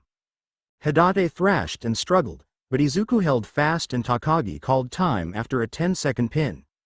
Izuku let go immediately of his classmate, offering him a hand up. Maya, Asano and Kiriko were the only ones cheering him on, the others slightly stunned, possibly because Izuku insisted on wearing one of his awfully colored blindfolds. He had a different one every day, which confused them all, apparently. Izuku shrugged and paid them no mind, but it was funny, seeing them so confused. I still don't understand how the guy whose eyesight is literally shot can be better than all of us at quirkless sparring, Hidate grumbled lightly. Izuku smirked. Training, Kuroga, training. Izuku laughed at his classmates, booing his answer. No fair. Give us a real answer. I get my flashbangs wouldn't work on you, but how do you win every time? Even against Maya? Reika pouted, folding her arms. Maya's good, but we're standing on dirt, Senna. My quirk relies on the earth, remember? I have almost perfect vision, thanks to that. Maya and a few others, Kuroga, Notori Haku and Nobuta would probably beat me on other grounds or areas, but the rest of you have no formal hand-to-hand unarmed quirkless combat training, he explained. Time had really flown for him at Ketsubutsu. Already Izuku found himself in his second week of classes and none of his teachers showed them any mercy. He was good at maths. They gave him harder work. Fluent in English. He was tasked with sign language and when he and Maya both said they were proficient in that too, they were given a list of 6 other languages and told to pick 2. Izuku chose Spanish and Russian and Maya decided on Russian and Italian, for some reason. All of their teachers were fair and none of them said a word about quirks or personalities, doing their jobs professionally and well, and Izuku had noticed he wasn't the only one who appreciated that. Yuta and the Notori twins as well as Hidate, Kikyo and Kakechi were all appreciative of their teachers' efforts. That meant there were few disruptions in class and all work was handed in on time and reasonably well done. There were a few things Izuku noticed about his classmates, habits and behaviors they had and did during school. Akemi was always fidgeting and a little nervous in classes, but always serious and focused in practical lessons, and Haju was easily distracted unless he had something to remind him to focus. Marana had continued acting huffy and stuck up and almost everyone else had started to get a little fed up with her. Kakechi, Kenna and Terushi had all sort of banded together to become the antisocial trio. Nori, Reika, Yuta and Kuya had also formed a little group of their own, Haju squeezing his way into it and Rukano somehow being wrangled into it by the two slightly hyper girls. The Notori twins, Kikyo and Hidate had struck up a mutations club. They dragged Izuku into on technicalities and Maya. Asano and Kiriko joined him because, as Maya had said, Izuku got into the weirdest crap when they weren't around and it was their task to prevent him from making everyone else go insane. Tsumugi remained a loner until Kenna decided she and the two other antisocial teenagers were going to adopt him. Akemi flitted between groups, making friends with everyone. Izuku had overheard Takagi, Rocklock, talking to other teachers, saying he'd never seen a class of first-years band together so quickly before and that he blamed Emi's evil hellspawn for it. He snickered quietly to himself at that description, because it wasn't far off from his Uncle Sho's own title for him and his three closest friends. He preferred Problem Gremlin over Evil Hellspawn though. It wasn't like he was that bad, was he?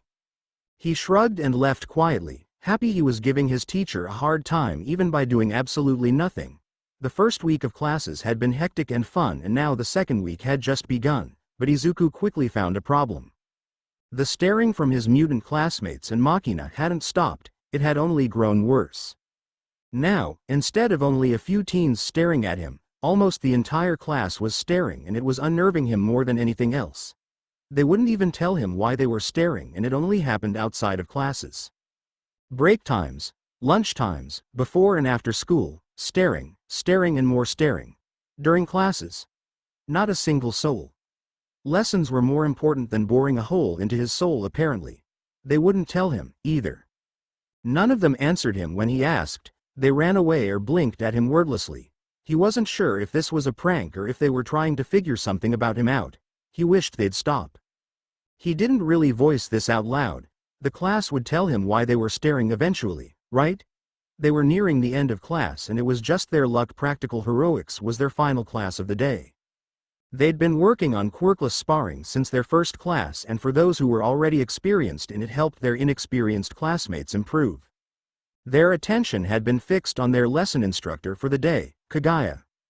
The gruff man was thorough and ruthless when drilling them and if not for Aizawa's own rigorous training, Izuku would have been dropping to the ground like the rest of his classmates. They'd been sparring against each other in a round-robin type thing for 5 minutes each. Kagaya informed them bluntly that they needed to get used to fighting multiple different opponents otherwise they'd crash and burn first day on the job. It quickly deteriorated in gaping at Izuku as he handed each and every one of them on their asses in 5 seconds flat. It wasn't like he was inexperienced, he had 3 hero parents looking after and training him, he hoped he could kick their butts. Kagaya watched them as Kakechi stepped into the chalked circle they were sparring in. Rules were to pin for 10 seconds or knock the opponent out of the ring for a win. It's what Izuku had managed to do so far and no one had come close to beating him even without his quirk. He kept an eye on the 2 boys as they settled into their stances, Izuku taking a moment to fix Kakechi's feet and direct him to raise his hands a little, before Kakechi darted forward with a quick jab. Izuku blocked it and danced forward with his own lightning-fast right. Kakechi jolted back and Kagaya frowned. He had a habit of getting unnerved when someone countered him and Izuku used that to his advantage, darting mercilessly into his personal space. Kakechi flinched, hesitating and ultimately making the worst mistake he could. It gave Izuku time to hook his ankle around Kakechi's feet and push lightly, the other boy's momentum doing the rest. He felt like a stone and Izuku was on him in mount position, hands pinned above his head. Kakechi froze stiff, not even trying to buck Izuku off him. Kagaya counted to 10 disappointedly, checking the time. "All right, students, gather up," he bellowed through the gym. The teens padded over to him, all of them bruised and weary and a few limping after being kicked in the legs or tripped onto the ground by Izuku. He and Kakechi were last to gather around him, the two standing together with Izuku leaning on the hunched-in teen's shoulder tiredly. "You did well today, making progress faster than I thought you would. You still have some kinks to iron out. The number of you who just gave up once Fukukado pinned you was atrocious. Hit the showers and get out of here," he grunted, the bell pealing out a minute after they straggled out of the gym. He saw the dropping boy's friend sling his arms around their shoulders as they left, shaking his head. "They're doing well, aren't they?" Emi sidled up beside him from the back entrance of the gym. Those kids are going to give him a heart attack, he snorted. Emi laughed and agreed with her colleague. She'd seen Izuku and his classmates. Have you figured out why they're staring at him? Kagaya shook his head. And neither has he. They're not subtle, they're as interested in him as half the second years are. By the way, did you have to brag about your brat to your classes? You've robbed him of a peaceful life. Kagaya raised a curious eyebrow at her. Emi laughed again, leaning an elbow on Kaguya's shoulder and shaking her head lightly. Izuku's an antisocial menace, she began calmly, her smile turning soft. He's the worst socializer I've ever met, second only to Shota. My second years may be a handful, but they'll be good for him. He's gotten better at expressing his emotions. He could barely smile when I first met him, but my class, they're sensitive towards other people. I know you and Kisei have a few wards in third year who are planning to chase my son down, she grinned. Maybe that wouldn't be happening if your brat didn't blow them off every time they tried calling, he retorted, shaking off her elbow and marching out of the gym after his students. Oh come on, you should have known he would. Emi followed after him, on the verge of laughing, again. The back and forth bickering continued as the pair left, both in good company. Turns out, Izuku didn't have to wait as long as he thought to find out why all his classmates were intent on carving a hole into him. The staring continued all through the second week of school and into the first day of their third week, where Takagi had an announcement to make. Today's going to be a little different, he began with a scowl. Izuku tilted his head to the side curiously. He had been keeping track and their teacher hadn't deviated from routine homeroom classes since the second day. What was going on now? What do you mean, sir? What's happening? Akemi raised a hand shyly. Today, their teacher sighed loudly. You'll be picking a class rep and vice representative. Takagi eyed them all closely. Usually your teacher, that is, me, would be choosing these positions, but since the other staff have noticed your solidarity as classmates, the principal has decided to allow you this privilege. Don't abuse it. Any nominations? Haju's hand shot up, the bright smile on his face not faltering once. Fukukado Izuku, Takagi-sensei, he declared loudly. The pencil in Izuku's hands clattered onto his desk as he tried to comprehend those words. I'm sorry, what? He blanked out, emotions failing him. Seconded. Half of their class called out. Marana huffed and glared at him, then at Asano and Kiriko. She looked like she wanted them to nominate and second her, but both boys avoided her eyes and said nothing. Izuku's eyes swept over his class. Maya Esteban. Izuku's hand lifted itself, the words leaving his mouth on autopilot. Maya's head whipped around to stare at him, eyes wide. Second, Asano grinned from behind them, and third Kiriko snorted. Maya shrugged at them, a little dazed, but nothing like Izuku, who almost completely shut down. He hadn't been expecting for anyone to nominate him, especially not the class he'd barely spent a month with. Were they right in the head? Anyone else? Takagi asked, his voice bland. No one else put up their hands, so he moved on. Right. We'll be taking a vote then. Hands up for Fukukado? 18 hands were raised. Hands for Maya? 2 hands lifted up? Takagi tried not to snort.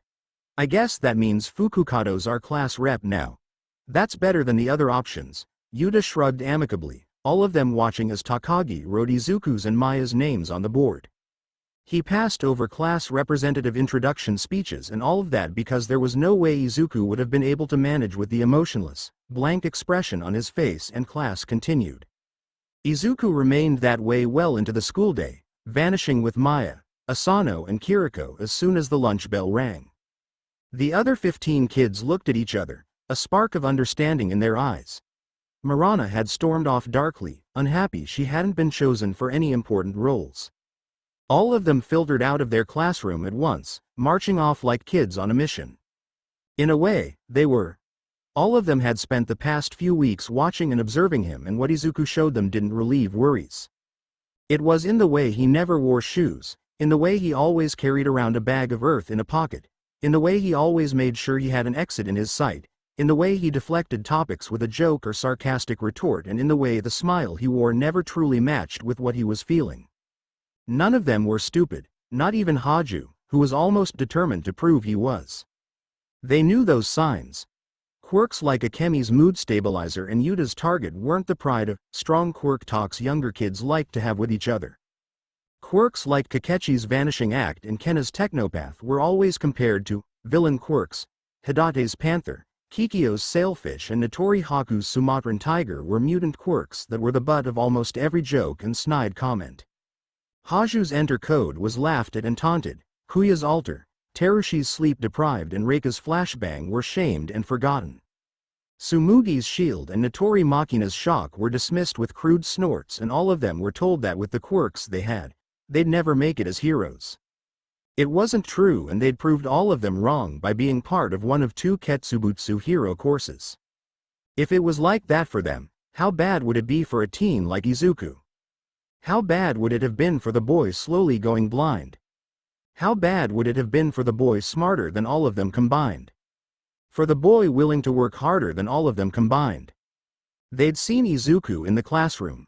They'd seen him in practicals. Always focused and never wavering, always helping and never dismissing.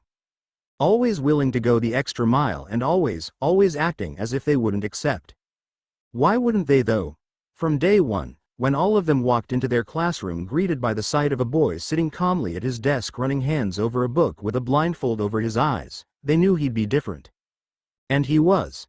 He listened to them, agreed and pushed them forwards, even going so far as to encourage them. He knew just as well as they did that their motives for becoming heroes weren't exactly pure. He had gotten the top score in both practical exams and the written tests. He had surpassed all of the first years. He had every right to be condescending and stuck up, but he wasn't. He was snarky and fun, and when they challenged him, he challenged them right back. He had no qualms about ripping into them when they tried to separate themselves from the rest of the class because they were sure their quirks would be laughed at and shamed again. He was the first one to point out spite was one of his motivators and refused to let them bask in it all alone. He was one of the first people to stand up for them and one of the first people who couldn't have cared less. So they stared. They watched and wondered, and as they learned in class, it didn't take long to start applying it to their regular Izuku watching escapades. It didn't take them long after that to realize he was just like them, only he hid it better than they ever did. It was still visible in certain moments. Marana would say something or he'd do something where he needed his proper vision and his smile would grow tense, taut. As if emotions failed him, but he needed to put on a brave face for them all, saying, "Screw it," to bullies and discrimination. They were all familiar with that feeling. It didn't take them long to find Izuku, Asano, Maya and Kiriko, the 4 kids sitting on one of the landings of one of Ketsubutsu's many staircases. None of them were talking, but Izuku had his phone to his ears and they could all hear the dial tone. None of the 4 had seen them yet, so they stayed put, watching them silently. Izuku looked better than he had in class, the color back in his skin and a little bit of expression on his face. The dial tone clipped off and they all held their breaths. "Izu-kun? What's wrong? Are you okay?" they heard a girl ask anxiously. "Kyo-chan, code Crimson," Izuku sighed, rubbing a hand over his blindfolded eyes and holding the phone away from his eyes as he heard a screech echo across the stairs. All of them blinked. This was going to be informative. Kyoka had several things in mind for the day. She knew Aizawa would put her and her class through the ringer, especially after last week's failure of a Heroics Foundation's 101 class all might planned for them. Seriously. What kind of teacher decides to throw his students into quirked battle in the very first lesson? Half of their class could kill them without a second thought or at the very least maim them. To her amusement, however, she stepped in and called Aizawa before the human explosive, the human whirlwind, the human tsunami and the human volcano went to town at each other, and again, what kind of teacher pitted the 4 kids in the class with the most destructive quirks against each other and thought everything would be okay? Kyoka seriously doubted All Might would be teaching classes again unsupervised. Again, Kyoka had several things in mind for the day. Izuku calling her in the middle of one of Aizawa's law and ethics lectures was not on the list. When her phone started ringing, she frowned at the caller ID, glancing sheepishly at Aizawa, who was glaring at her.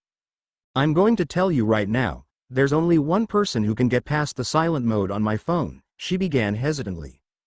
Aizawa didn't stop glaring at her and she groaned loudly. "Fine," she grumbled, putting the phone on speaker before answering the call. Izuku? What's wrong? Are you okay? She asked worriedly. Kyo-chan, code Crimson, a young boy's voice sighed tiredly. Kyoka blinked, screeched loudly, then her expression fell flat and she made an irritated noise, fingers pinching the bridge of her nose. Code Crimson, Izuku, you called me in the middle of class for Code Crimson? She asked incredulously. Code? My classmates are concerningly observant and noticed all the bullcrap I have going on in my life and chose me as the class representative. Crimson, she grumbled out, ignoring the open mouth, shocked expressions on her classmates' faces, Nato and Hitoshi trying to hold in their laughter and Aizawa just looking done with them. I'm sorry all my previous classmates have been assholes, but I seriously have no clue what to do. I thought since it was break time over here, you guys would be on break as well. Forgive me for assuming, you damn people person socialite, and help me out here. Her brother's annoyed, fearful voice filtered through the phone and Kyoka went to answer, when a thoughtful expression took over her face. She looked around at her own classmates, then sighed. Izu, just talk to them. I don't think they're all that bad if they noticed your insecurities. Heck, most of the time people are too busy trying to figure you the hell out to notice what you're hiding behind that blindfold of yours. Blindfold? Uraraka mumbled out loud. Wait. You mean the one who kissed Monoma at the entrance exams? Kaminari burst. On the phone, Izuku squawked indignantly and Nato smirked. You've got it wrong, my dear electrical classmate, Nato grinned, speaking over Izuku's. Don't you dare, sunshine, it's the other way around. I kissed my beloved. The class exploded into a flurry of voices and laughter on Izuku's end of the phone joined in the chaos. Aizawa didn't even try to get them under control, simply rubbing his eyes and groaning. But seriously Kyo-chan, this hasn't happened before. I can't do this, what if I mess it up?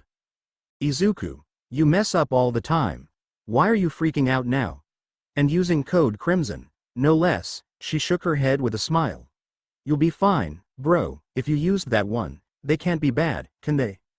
They're not, they're really fun, except for Marana. She's a quirkist bully, her brother grumbled. Then it should be fine. If that's all, I've got to go. I can't deny my classmates their education for much longer. Say bye to Hitoshi, Nato and Uncle now. She grinned slyly as her teacher glared at her. She heard Izuku snort on the line.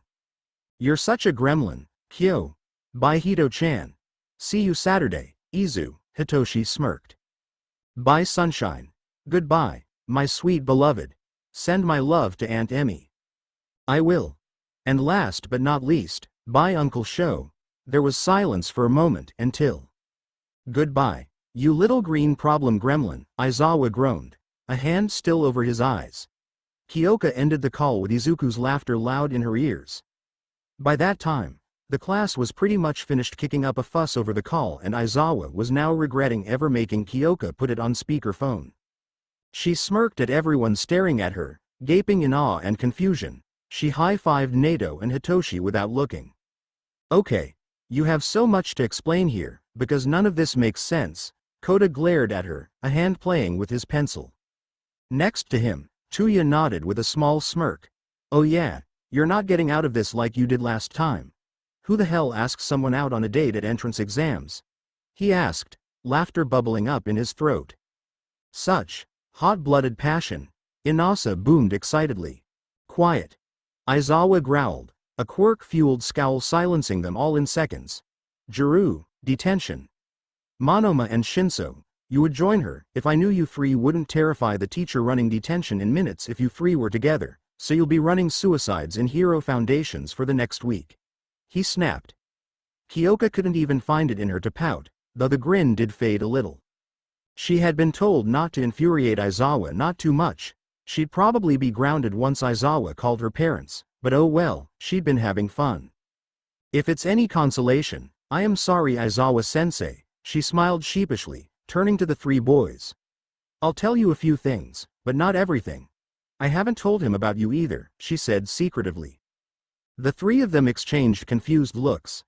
Aizawa got his class attention again and all was peaceful again for the remaining 10 minutes of class. The bell rang and classes ended for the morning. Aizawa vanished after giving them their homework, no doubt to find a place to sleep away the awful headache Kyoka left him with. In Kyoka, Hitoshi and Nato found themselves left in the class with Koda, Inasa and Tuya.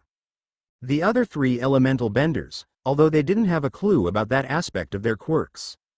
So, you said you'd tell us. Tell us the truth, the whole truth. Koda crossed his arms. Calm down, hotshot. We'll tell you all about Kyo's little brother, give us time, Hitoshi huffed, rolling his eyes and leaning an arm over Kyoka's shoulder.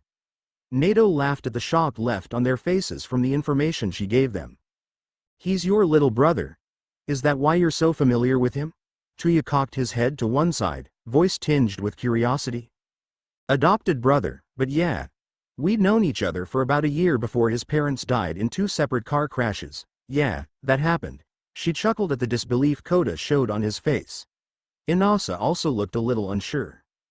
That's the truth and not you toying with this because you think it's funny? Tuya questioned her again. Kyoka shook her head with a laugh. Oh no, that's the truth. It happened on his birthday, too. He was in the hospital for months after the accident. With both of his parents out of the picture, he had to go somewhere and he didn't exactly have any living relatives. The foster system wasn't going to be kind to him, so Mom and Dad talked to his caseworker and managed to work something out. They'd be allowed to take in Izuku, but they needed a fostering license before they could. That wasn't really a problem, since Izuku would be in the hospital over the time the course would take place. They talked it out and the caseworker said they'd be able to take Izuku in, though it was a close call. Mom and Dad are away all the time for work and that was factored into the fostering. We were already close, so it didn't really matter if we adopted him or not. He was practically a brother to me already. Nato met Izuku when we were 10. Izuku's one of the best violinists around and after an impromptu concert up on the roof of our house because Izuku was being an idiot, people started hiring Izuku for birthday parties and stuff. The club advisor for Nito's school club hired him after begging and pleading for the drama club. We met there. Then we met Hitoshi 2 years ago after Uncle Sho adopted him, she explained. And this, Uncle Sho, you keep talking about is Aizawa-sensei, the guy who threatened to expel us all on the first day and is utterly terrifying as a teacher. Koda was incredulous. You must have a close relationship. How did you meet, anyway? Inasa questioned her with puppy-like interest. Kyoka grimaced a little. Remembering her brother in his quirk-induced frenzy of pain was not a pleasant memory. The others hesitated at Kyoka's less than pleased expression, Nato and Hitoshi exchanging confused, concerned looks. So, what happened? Koda burst, finally unable to hold himself back. Long story short, part of Izuku's quirk made him super sensitive to literally everything and it was hurting him. Uncle Shota, with his quirk-nullifying quirk, managed to reduce the pain Izuku felt for a little bit at the time. They held one conversation, then Aizawa's friends couldn't help themselves, then suddenly they were visiting all the time and then they were getting us to call them aunt and uncles, she shrugged. The pain Izuku went through was ridiculous and it only went away when he activated his quirk completely. It took a while because at the time we had no idea what his quirk was, she sighed sadly. So what is it? His quirk, I mean, what is it? Tuya couldn't help himself. Find out yourself, Kyoka, Hitoshi and Nato chorused together, snickering when the three of them pouted at them. She couldn't tell them that much already. We're not going to tell you, because then you'd want to meet him. That's not going to happen for a while yet, because he'd start talking about you all the time and that would get annoying. Kyoka smiled apologetically. Koda regarded her with a, you can't be serious deadpan. You'll know what we mean when you guys do meet. We don't need that happening so soon, Hitoshi smirked knowingly. They talked a little longer about Izuku and themselves, surprisingly enough. Koda, Tuya and Inasa talked about themselves too as they ate, discussing things like favorite colors and favorite foods, what they liked and disliked about heroes and other professions. They ended up discussing their parents, too, since Kyoka had talked a little about hers. Koda had said he found a little bit of kinship with Izuku, but his parents hadn't died. His parents were the hero duo the Water Hose and almost died trying to fight Muscular and put him behind bars as a kid. They were rescue heroes up against a murderous villain who'd killed many people, heroes and civilians and villains alike, and came out victorious. They had to undergo surgery afterwards and almost didn't make it, but they had, the only catch being they had to retire from heroism. They'd strained themselves and their quirks too much to use them regularly enough to be heroes, so they retired to raise him. He'd admired them a lot. They were good heroes and still were amazing people. He wondered how different he'd be if they had ended up in body bags after the fight, as they were so close to doing so. Tuya had a bit of a similar story, except his story held a bit of abuse. Endeavor, the number 2 hero, was originally jealous beyond belief of All Might, wanting to claim that elusive number 1 spot on the hero billboards, but always being pushed out by All Might infuriated him, until he realized he couldn't ever beat All Might. Once that happened, he bought their mother in a Quirk marriage, which they all grimaced at. Their first son was everything he wanted, needed to surpass All Might, and began to train him to surpass him as soon as his Quirk came in. Only Tuya's older brother didn't want that and resisted Endeavor at every turn. Endeavor demanded Rei, his mother, birth more children since Shoto was, in his words, defective. His older siblings, Fuyumi and Natsuo, only inherited their mother's ice quirk. Then he came along, Tuya Todoroki, born with a fire quirk with the potential to turn his flames blue and had, somehow, both heat and cold resistance. Shoto was thrown to the side and he couldn't stand that. Everything came to a head when their mother called Shoto a second Endeavor. He lashed out at that, causing a fire to start in the kitchen. It almost burned down their mansion. Shoto ran away. Rei and Tuya almost died and Endeavor began to regret all of his actions and promised to make it up to his family for the rest of his life. Things got much better after that and now they were a close, loving family. The bell rang overhead and the 6 of them grinned at each other. Time to get back to work, if they ever wanted to be good heroes. They'd talk more later and, eventually, they'd work out why the name, Izuku, stirred a strange feeling from the bottom of their guts, a feeling that screamed, brother, even if they weren't quite aware of it yet. They would be, soon enough. Izuku couldn't help but glare at the annoying smirk on his sister's face. She absolutely knew something that would either destroy his being entirely or make his life a bigger crap show than it already was. He's probably talking to me. I thought you said breaking the 4th wall was expensive, and yet here you are doing it. Is this necessary for every chapter? Izuku grunted under his breath. The author rolled her eyes and ignored him as Nato bounced into the Jiru's lounge and jumped onto him, pinning Izuku to the ground in a hug. Izuku couldn't even find it in him to be mad at his boyfriend, picking both of them up off the ground. Saturday had rolled around faster than Izuku thought possible. His friends had nagged him to no end about his code Crimson Call every day on call themselves, but now he realized this was probably only a distraction. His sister, friend and boyfriend barely talked about Ua at all, which was suspicious enough.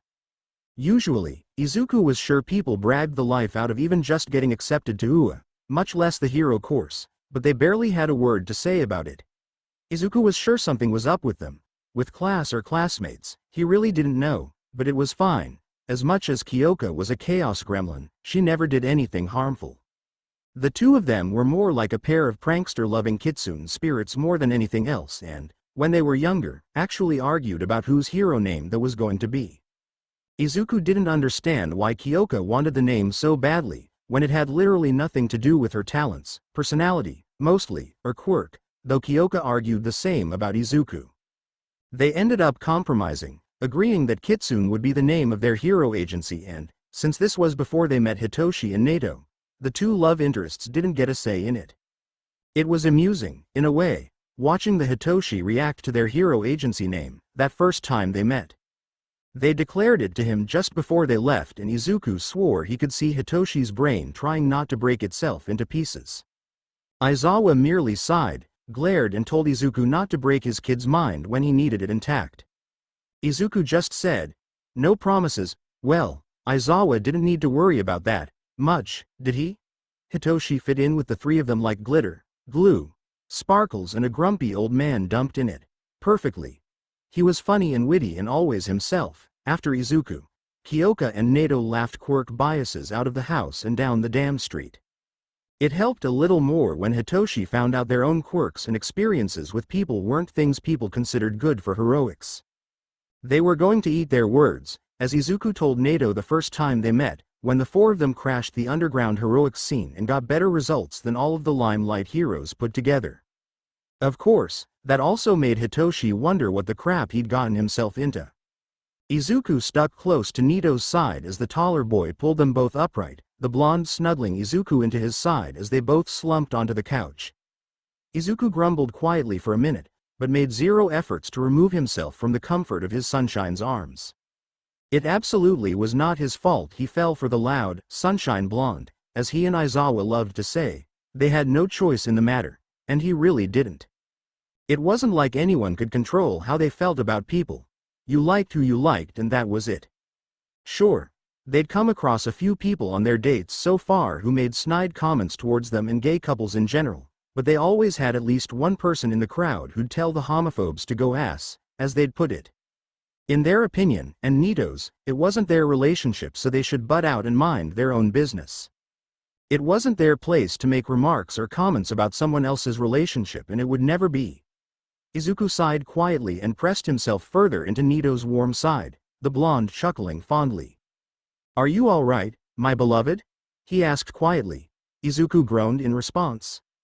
It's just been a week, Sunshine, I don't know how to deal.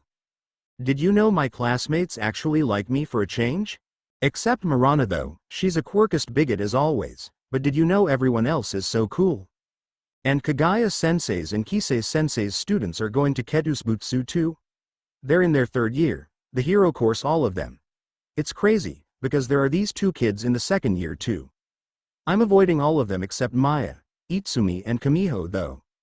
They're a little scary, Izuku mumbled tiredly, digging his head into Nito's arms as Nato petted Izuku softly, a happy smile painted over his face. Bleg, you too, find a room. Hitoshi's bland voice peeled through the room, interrupting Izuku's and Nito's quiet moment together and, judging by the look on their friend's face, he didn't regret it one little bit. Death would be delivered. Oh, but my dear Hito-chan, we have already found one. We are sitting in the living room, aren't we? Nato smirked satisfactorily as Hitoshi's face soured, realizing Nato was right. Kyoka chuckled, appearing next to Hitoshi and slotting herself under his arm and into his side, the arm wrapping comfortably, protectively over her shoulders. You do realize all of us are dating one person in this room, right Toshi? She grinned up at him and Hitoshi rolled his eyes, the pair moving to snuggle up on an armchair. That's different, Koko, we're not the ones head over heels for each other and not afraid to show it.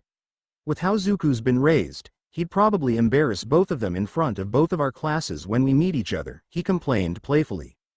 Yeah, he's right Kyo-chan.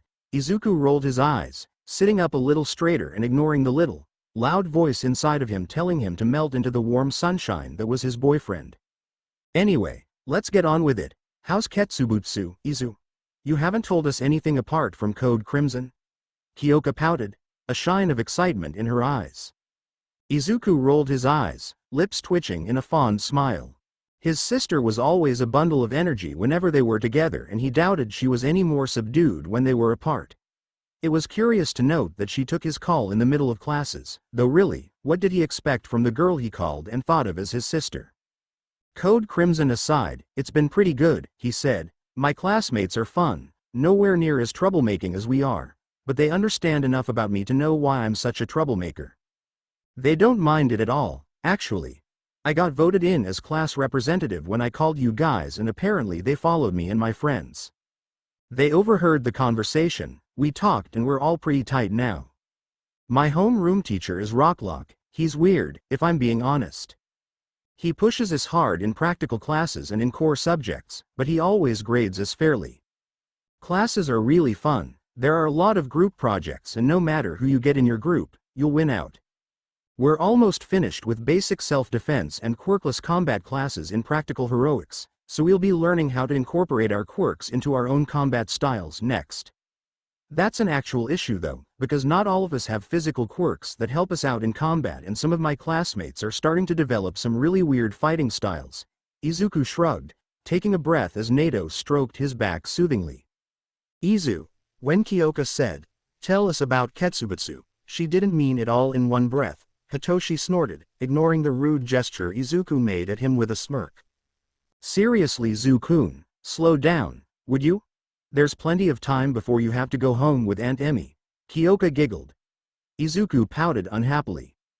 I'm just doing what you told me to. This is your fault, he said pointedly. There was a brief pause, before all four of them burst into fits of laughter, giggling and chuckling with each other as if they hadn't spent the last few weeks apart. They had decided to focus on adapting to their respective schools before another meet-up so that they could learn and work properly on being the best heroes they could be. The Code Crimson Call was a one-off thing that Izuku didn't think would ever happen again. Kyoka, Hitoshi, Nato and Izuku had developed all sorts of color codes that meant all sorts of things. There were serious ones, like Code Tangerine, which meant a loon was attacking them and they needed help, and Code Tan, which meant they'd been arrested by the police for something they didn't do. And then there were silly ones like Code Crimson, set up because none of them had never really experienced good classmates before and it was an actual concern at the time, and Code Rainbows, because whoever says rainbow is not a color would have to fight all four of them. Code Rainbows was something exceptionally ridiculous and had absolutely nothing to do with rainbows. Izuku found that hilarious. Code Rainbows meant, my long-dead father came back from the grave as a megalomaniac hell-bent on destroying Hero Society with a megalomaniac protege he picked up off the streets before faking his death, and both of them are obsessed with me, to all of their horror, and no matter what the adults said or did, there was no way the teens were getting rid of it. They also wanted to get rid of the color codes, but again the teens refused. The codes were colors because Izuku had no clue what colors were and his friends found it more amusing than they should, particularly when Izuku was so straight-faced about the entire thing. It was a point of shared amusement for all of them at the simple things they absolutely couldn't handle. Clothes shopping with Izuku was a chore. Kyoka threatened every teacher she'd ever learned under as if it was her duty. Nato had no idea how to talk like he was a normal teen and not like some handsome lord from pre-Quirk days, and Hitoshi was a 3 a.m. meme lord. They all teased each other to no end about it, but it was all in fun and they all knew the others didn't really mean half of the things they said. It was one of the reasons they wanted to be an underground hero team when they graduated. Izuku thought of maybe becoming a teacher like their uncles and his mom, and all of them wanted to be parents when they got a little older. They did have a choice in the matter. Izuku figured that out when Hitoshi first joined them and their trio became a quad. They all had their flaws and cracks, they were all human and they all loved each other for those flaws and cracks. Nato loved the way Izuku's color blindness in the worst form meant he could pick and choose and dress his boyfriend, and Izuku loved the way Nato didn't hide himself just because other people thought he was weird. Hitoshi was an absolute crack-up if he couldn't sleep, and the two of them spent hours blowing up each other's phones talking about stupid ideas and ridiculous theories that would have people lining up at a mental hospital if they had to think about them. And Kyoka? Kyoka was his sister. She was his funny, charming, couldn't sit still for the life of her and always defending Izuku from discriminatory teachers and classmates, never backing down from a challenge, sister. Izuku had the quiet thought that maybe their little quad of friends and romance wasn't exactly normal, but one look at everyone in his life had him smiling that thought away. Maybe it wasn't normal to other people, maybe this connection between them wasn't how other people would classify love or friendship, but who cared? This wasn't someone else's story, it was his. It was Izuku's and Hitoshi's and Nito's and Kyoka's. It was theirs and no one was changing that, not if Izuku had anything to say about it. He fixed his eyes on his friends, sitting there with him in the Girou's lounge, and he smiled, listening to his sister ramble about their first few weeks.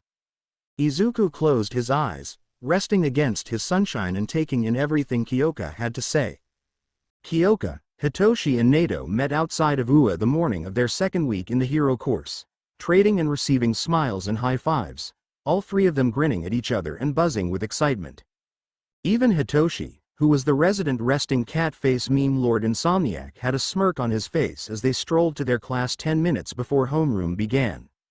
They were chatting animatedly amongst themselves. Not a lot of the other kids in their class wanted to come near the trio of weirdos that infiltrated their class, and they liked it that way. None of them really ever experienced good classmates for themselves, so they had no idea what to judge themselves on other than them and us.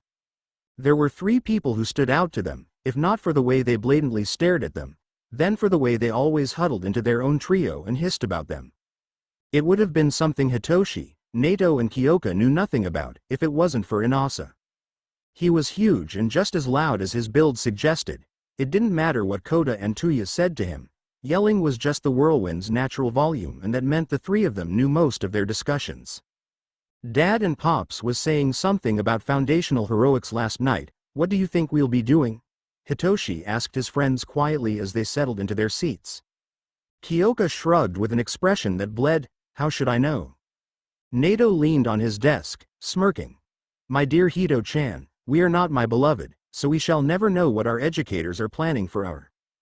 If you say, planning for our education, I'm going to strangle you and Toshi won't stop me, Kyoka groaned, glaring at him as he laughed. Hitoshi took a long draught from the thermos in his hands and deadpanned at their loud blonde.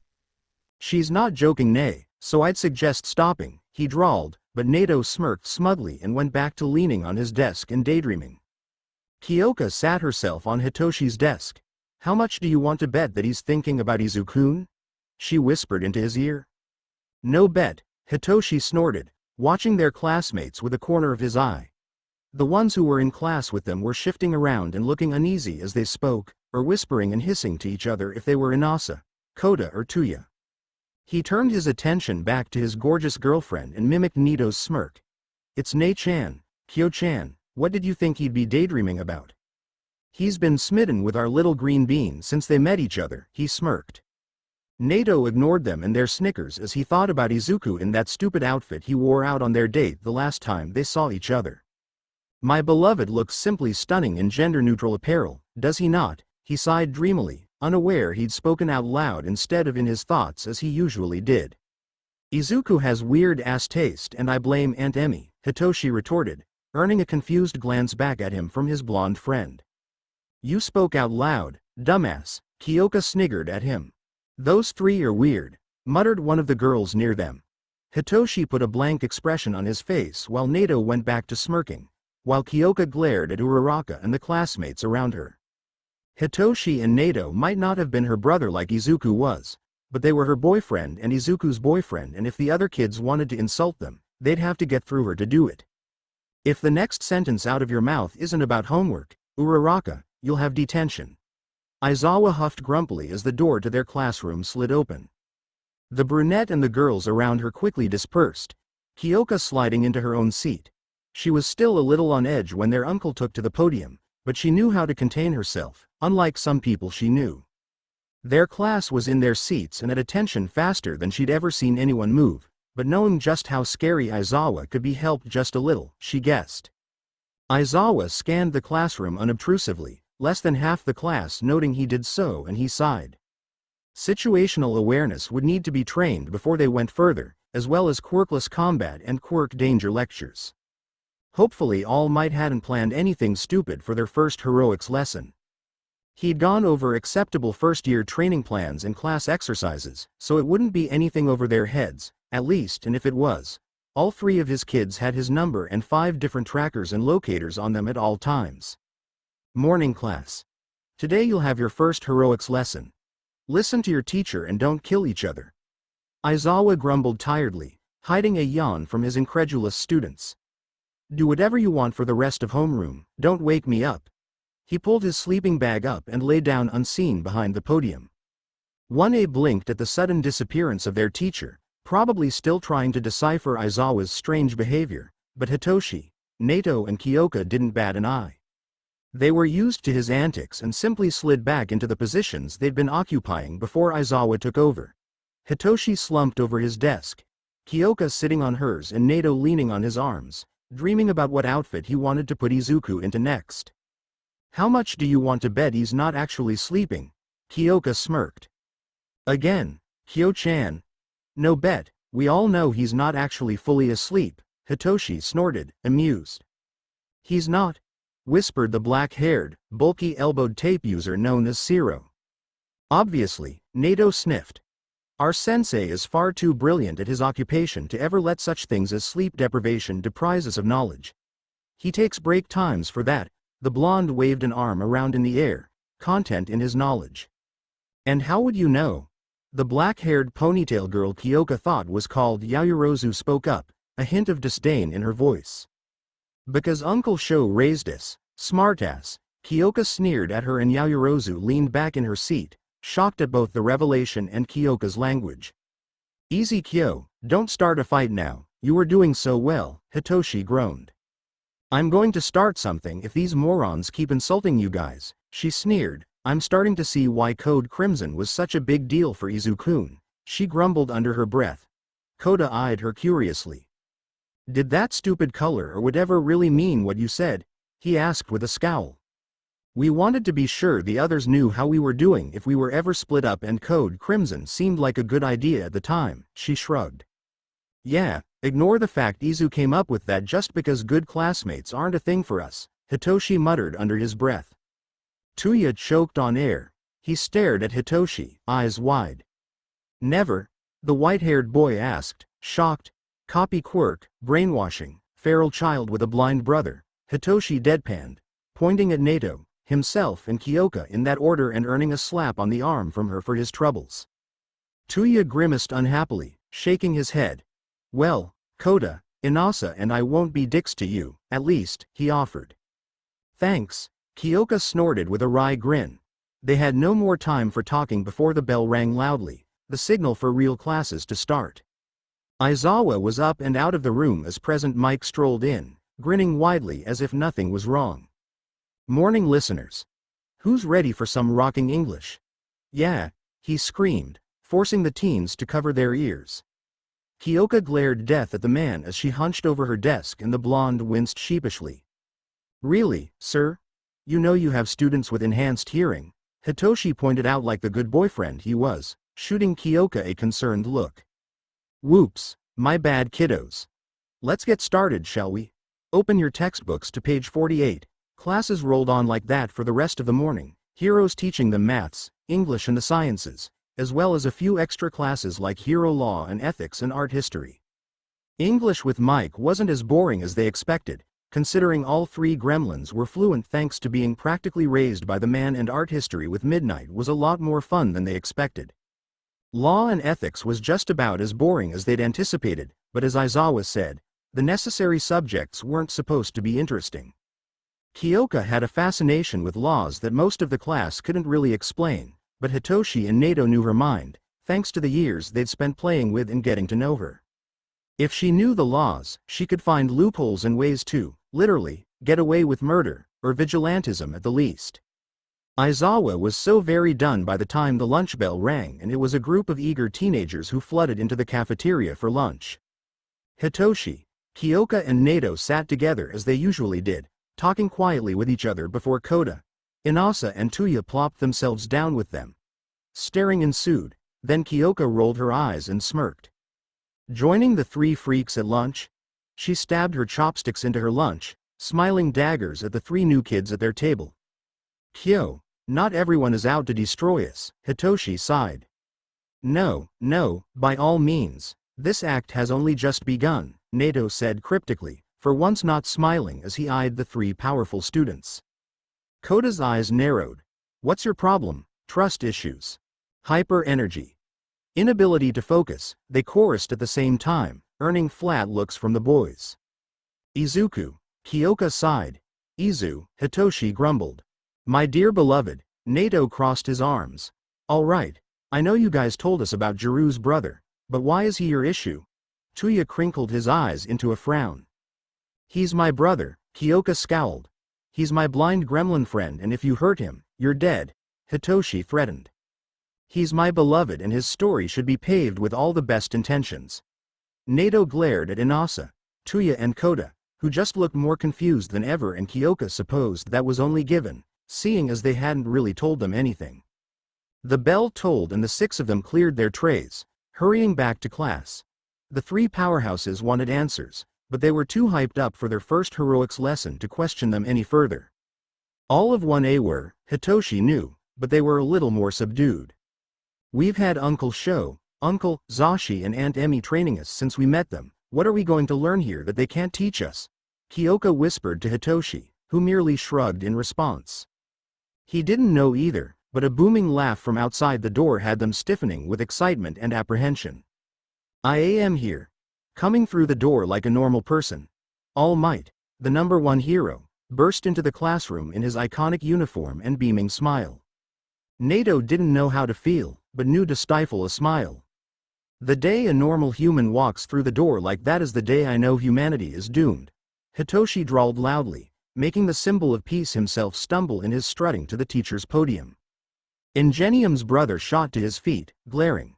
That is no way to treat the symbol of peace. Show some respect to your betters. The boy snapped, hand chopping up and down. Kyoka stared at him in disdain. Why the hell would we listen to a robot? Iida spluttered at the accusation. More than that, Nato interjected, sorely disappointed in their teacher's entrance. Hero Practicals is a class in which fooling around is the last thing needed. If he shall not take this seriously, I want a new teacher, he announced bravely, Hitoshi and Kyoka standing by their friend to the last breath. All Might hesitated at the podium, before barreling forwards. Welcome, young heroes, to Foundational Heroics, where you'll learn all the basics of being a hero. For today's lesson, the symbol of peace flipped a card in his hands and a bad feeling crept into Nito's spine. Battle trials, he murmured uncomfortably. Kyoka raised a hand, face blank. Sir, this is our first lesson, shouldn't we be checking out our uniforms to see if they're practical and mobile? She questioned him, hoping he wouldn't brush this off. All Might simply beamed and laughed his booming laugh, and they traded wary, dread-filled glances. Nonsense, young Jiru. Your costumes were made by the best of the best support companies, they'll work fine. Speaking of costumes, what good is a hero without one? He pressed a button on a small remote and cases extended from the wall behind them. Take your cases, change and meet me at ground beta. With that, All Might zipped out of the classroom, leaving them all to grab their cases and change. Call Uncle Sho now, Toshi. This is not going to end well and I want to live past my first practical class. Kyoka stood from her seat, her face stony. Nato and Hitoshi grabbed their cases with her, at the back of the group of overly excited students. They knew this wouldn't end well, but no one else did. 20 students marched out onto the field in front of the large fake city known as Ground Beta, horror growing in their hearts. I hope this idiot isn't starting us out with urban combat. At least he'll have the sense not to say quirks are allowed, right? Kyoka stayed close to Hitoshi and Nato, who closed ranks grimly. Not even their hero uniforms could take away the feeling of wrongness about this situation. Kyoka aimed for a punk rocker look with a navy blue leather jacket, a black tank top and long, slightly baggy but not enough to drag her down in a fight, army pants. The jacket also had a hood that, when pulled up, shadowed her face completely. All of it was padded and weaved with a strong, protective metal that was as light as it could get. The collar of her jacket, when zipped up, acted as a ventilator, and a black choker, devoid of any ornaments, was able to turn into a voice changer and communicator. Hitoshi's uniform patterned Aizawa's. A dark purple jumpsuit riddled with concrete gray and a touch of navy blue for the dark night sky. His included a hood that hid his face from his opponents without marring his vision, and that could be pinned back if not in use. A voice changer sat around his neck, and like Kyoka, it was also useful as a ventilator for gases and a communicator. Nato went for a slightly outlandish look, just like he was known for. A suit with short tailcoats and 3 waist clocks sat on his right hip. Everything was tight, but still allowed for fluid movement and protection.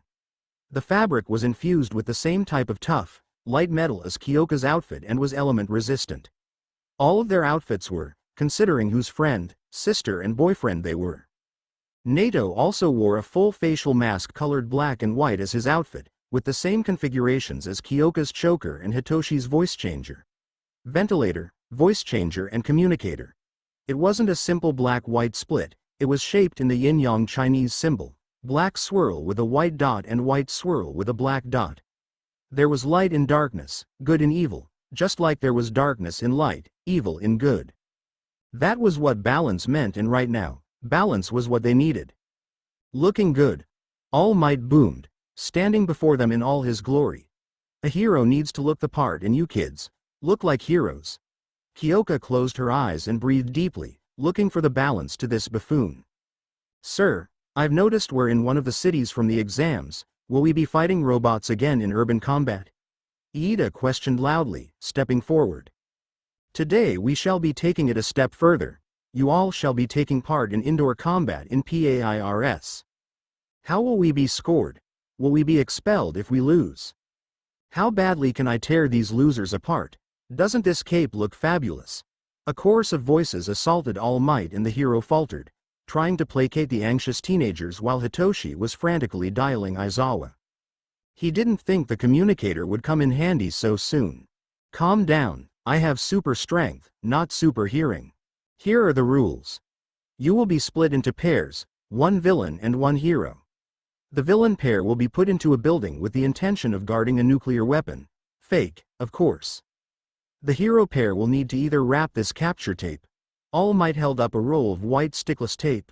Or touch the weapon to recapture it. Teams will be decided using these. He gestured towards two boxes and held up numbered balls, black and white. Evil and good. Figured the idiot would take a sacred lesson and warp it into some training exercise.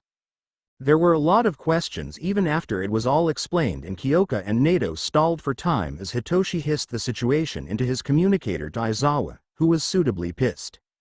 All Might was allowing Quirk indoor combat where almost anything could go wrong, and as soon as they saw the pairings, they knew everything would.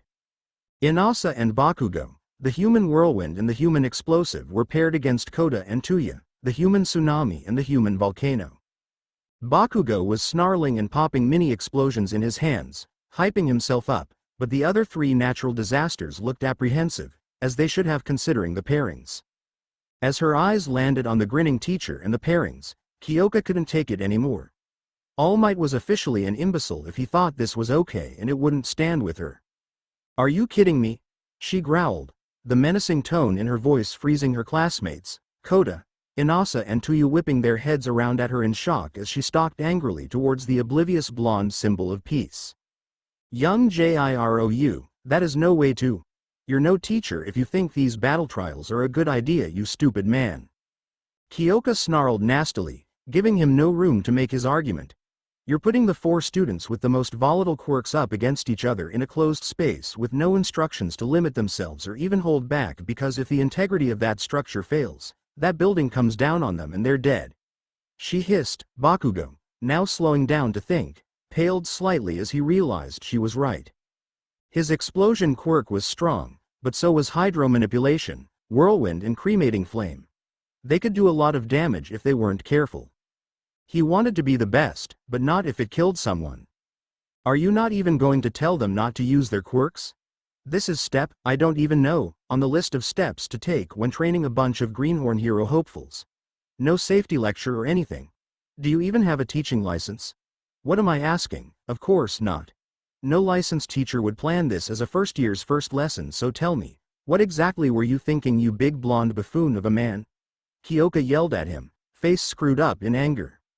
All Might drew himself up to his full height, smile stretched into the most fake thing any of them had ever seen, eyes glittering with anger of his own. Young Jirou, you may have your opinions, but I am the teacher of this class and you will give me the respect. Respect, All Might? Aizawa's quietly menacing voice joined the fray, only this time it held more anger than they'd ever heard as he stormed onto ground beta, quirk flashing on and off, and for a hero with impeccable control of both his emotions and quirk, it was terrifying. Even All Might faltered, anger fading and fear taking over. Aizawa didn't even give him a chance to defend himself as he ripped into the blonde hero for endangering the lives of his students and for deafness and illiteracy. This was not what they'd discussed for lesson plans. This was a third-year exercise Aizawa would only consider allowing at the end of their training with the safety and rules explained, not an exercise for inexperienced first years. Overall, not the lesson they expected, but a normal day at UA. To be continued. I hope you enjoyed this story. Also remember to subscribe and like this video. See you in the next video.